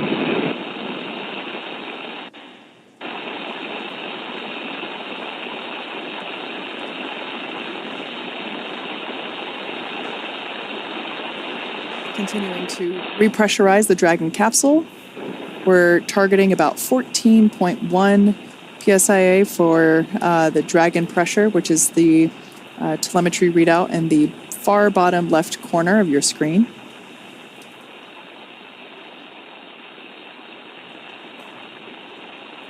Yep, and along with that, we're also tracking the partial pressure of oxygen. So we did hear that they've stopped the flow of pure O2 to the suits, and they've switched over to nitrox. So again, anything that we're flowing into the suits also gets introduced into the cabin atmosphere. It's an open loop system. It's how you essentially maintain pressure in the suit, since you're just constantly flowing that air in there to wash out any carbon dioxide they're exhaling, to actually function as they're cooling. So we're switching over to nitrox just to make sure we maintain kind of the right balance of nitrogen and oxygen in that cabin before they get to go to take their suits off. So we're already at that for the O2. And so we're on nitrox in the suits now, still injecting kind of the pure nitrogen into the cabin itself. And the teams just keep an eye on the O2 levels as we go throughout, and we can adjust our injections as we need to. So we're just kind of hanging out now, waiting until they get to that 14, a little over 14, and then the call we're going to be listening for is going to be EVA operations complete from Arthur.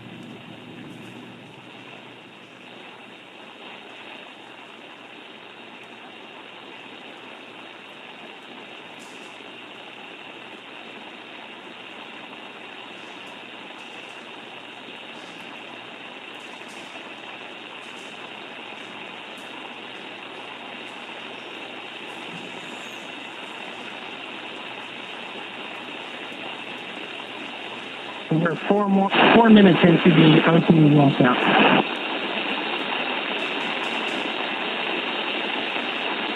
Cabin TPO2 is 2.9, cabin pressure 12.5.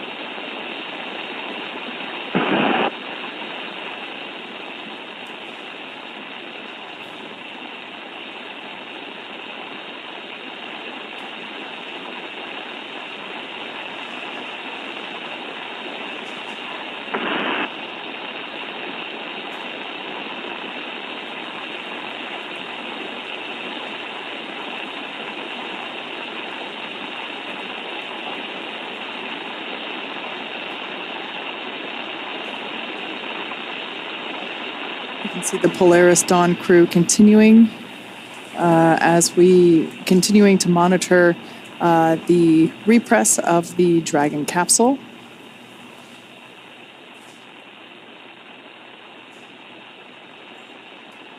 On the far left side of your screen is Mission Specialist and Medical Officer Anna Menon. To her left, or our right, is Mission Specialist Sarah Gillis. Both of these wonderful women are our fellow SpaceX employees. So incredible to see them in space doing amazing things. Yeah, and seeing Sarah get to poke her head outside Dragon, that was, I mean, both of them have trained astronauts. They've basically gotten people ready to go do this, and it's got to just be really special to get up there and do it themselves. Incredibly. And then to the right of Sarah was Commander Jared Isaacman, who was the who performed the first EVA operation. So Jared went first, and then Sarah after him. And then on the far right-hand side of the capsule, so not this photo, but the live view inside, was Scott Poteet, prefers to go by his call sign Kid. He had the other window seat. Now, if you tuned into the launch phase of Polaris Dawn, you might recall that Scott... Period. It's 3 psi. Cabin pressure is 13.3.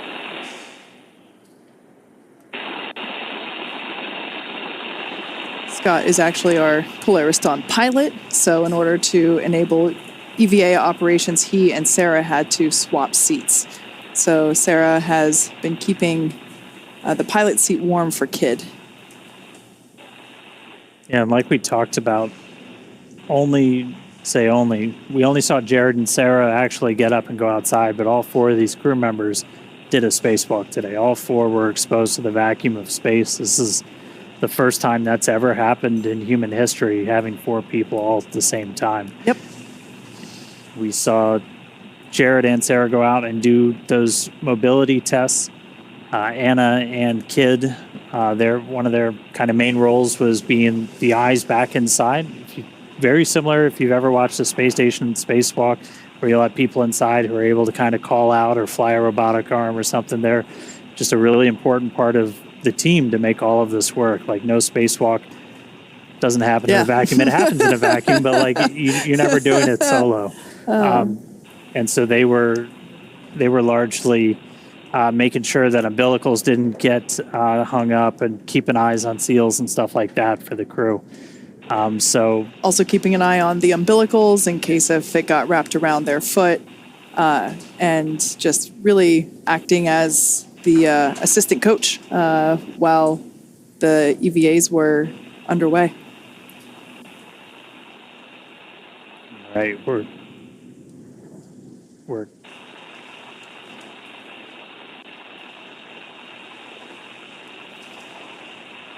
coming up on 14 psi. Again, we're already at the oxygen levels in the cabin that we'd look for, and so now we're just waiting until we get to that final pressure. Technically, the EVA is still underway. That's right. We have not yet heard the call out, EVA complete. That will be coming after we get confirmation that the repress. We're 9 minutes into the O2 washout. Less than 4 minutes remaining. Cabin PPO2 is 3.1. Cabin pressure is coming up on 14.1. I want to review a few things. So when the timer reaches 13 minutes, we're going to shut down the nitrox flow the suits. Then we're going to close secondary O2 valves, and then you can use your manual vent valve into slate. When your visors, do not disconnect umbilicals. How copy? One's good. Each is good. One good. Report 2 good. Dragon SpaceX, we are less than 2 minutes from a teacher's handover. But copy your call and plan, we concur. So that was Jared just Copy that, SpaceX. reminding the rest of the crew that when the timer hits 13 minutes, the order of operations, they have that manual valve there, and this is something that we've seen all morning is continual check-ins. EVA repress is complete, continuing suit washout. Copy that, SpaceX. We show Great news there. Confirmation that Dragon repress is now complete.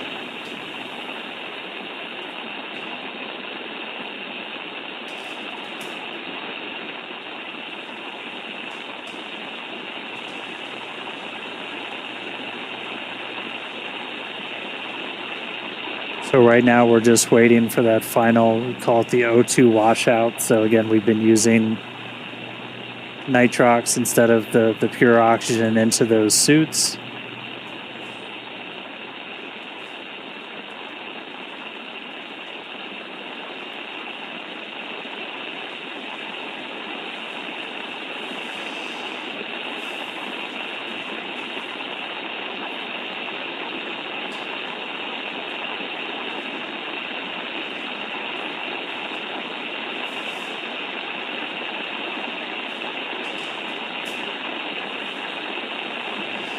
For anyone that has joined recently, unfortunately, you missed most of the fun. You'll have I to encourage you to rewind. Yep. Go back about an hour. We have had successful completion of both Jared and Sarah's spacewalks. We saw them move through their test matrix and perform the suit mobility tests and the testing of the Skywalker mobility aid located at the top of the Dragon capsule. 1 minute to go. They moved through it quite quickly, really quite in the blink of an eye. And we've closed the forward hatch. We have repressurized the Dragon capsule, and we're now standing by for really the final operations of the morning. So yeah, unfortunately, if you only recently tuned in, you should definitely rewind and go back. There were some incredible views of the taking place during the EVAs. The crowd that we had in front of Mission Control here in Hawthorne was almost on cue. We're certainly excited, as were we, to see the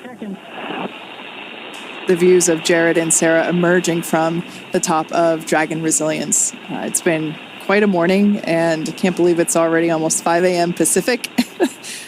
We had There it is. Arming, disconnecting nitrox to 2.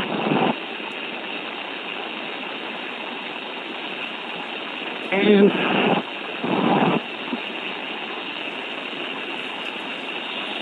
one in yet? Yep, please.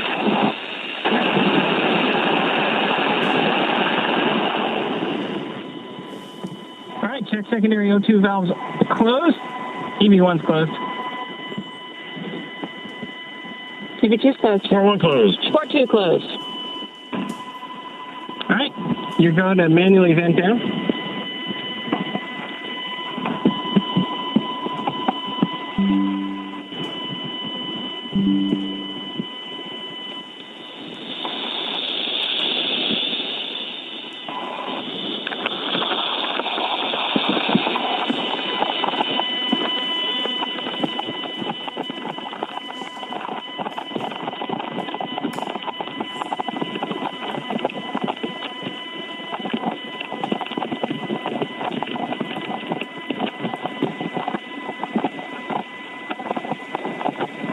It's the ringing. Checkbox. Yeah, it's everybody.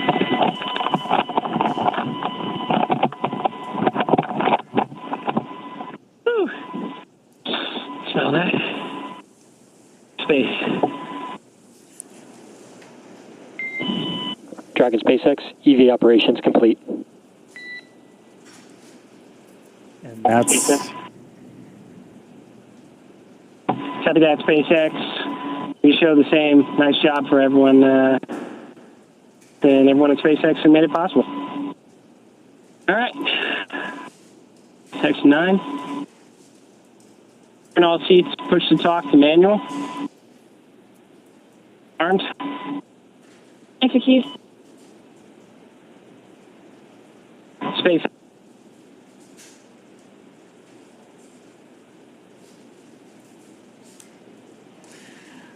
Wow. If you're just joining us, we just heard the call out that EVA operations are complete, which marks the completion. EV1, comm check on manual push to talk.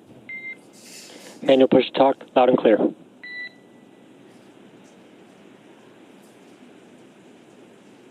right, that's the crew just switching off from. We have you loud and clear.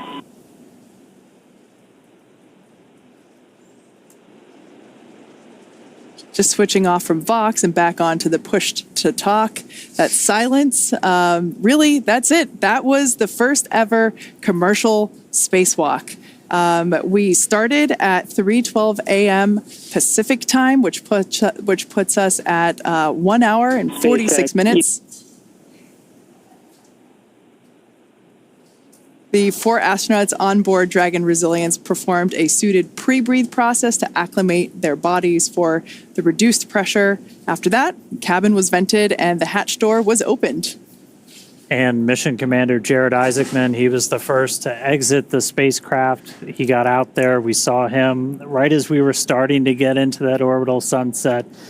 He was able to complete all of his tasks before he ingressed, got back inside a Dragon. We did that quick attitude adjustment, and then it was SpaceX's own Sarah Gillis, the second to exit the spacecraft. do her task for the EVA. Jared and Sarah got back inside. Everybody's reporting back healthy. We had a pretty smooth and nominal repress. Our mission pilot, Scott Kidd Poteet, and our mission specialist and medical officer, Anna Menon, have been supporting the spacewalk throughout from inside. They went through the same pre-breathe, the same depress process as Jared and Sarah. They did a spacewalk too today, and everybody's reporting back healthy. And just, I'll say it again because all the stat heads out there, I know you guys are tracking. Our official start time was 3:12 a.m. Pacific, and our official end was at 4:58 a.m. Pacific. That was 1 hour and 46 minutes of spacewalking time. Next, the crew's going to prepare for post-EVA operations. This is powering down everything on their suit. These were only needed, obviously, while they were in there. They're going to be able to get out of their suits next and kind of start moving around the cabin. They turn the Vox off, so we're not hearing kind of like the constant back and forth anymore. But wow, really cool to see them back inside, EVA complete. And it's, the work isn't completely done yet. They'll also have to perform some comms checks along with some additional tasks before their seats are rotated back into their pre-EVA position. And all in all, wow, just an incredible view. We've said it already a couple of times before if you're just joining. Dragon SpaceX will be with you when you're ready in 9.3. Cabin atmosphere is looking pretty good right now. Very stable.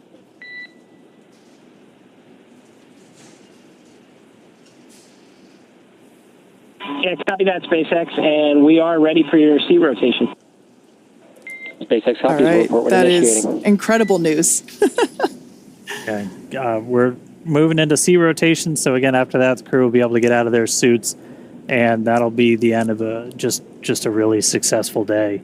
Hour and 46 minutes of spacewalking today. So the Polaris Dawn crew, they're back in their seats inside Dragon, completed a successful spacewalk, first ever from Dragon. A massive congratulations to the crew, all the teams at SpaceX who made this possible. Spacewalks are hard, and this was an incredible amount of work over years to get ready. Special thanks to Mike Hopper for being here with us today, sharing some great insights. Always good to have somebody who's done the thing to help you explain what's happening. That was awesome. Not only having done EVAs himself, but also he's a Dragon rider. He commanded the Crew 1 mission. So it was great to have him. Now, Polaris Dawn is the first mission in the Polaris program that will demonstrate new technologies, conduct extensive research, and ultimately culminate in a flight of SpaceX's Starship with humans on board.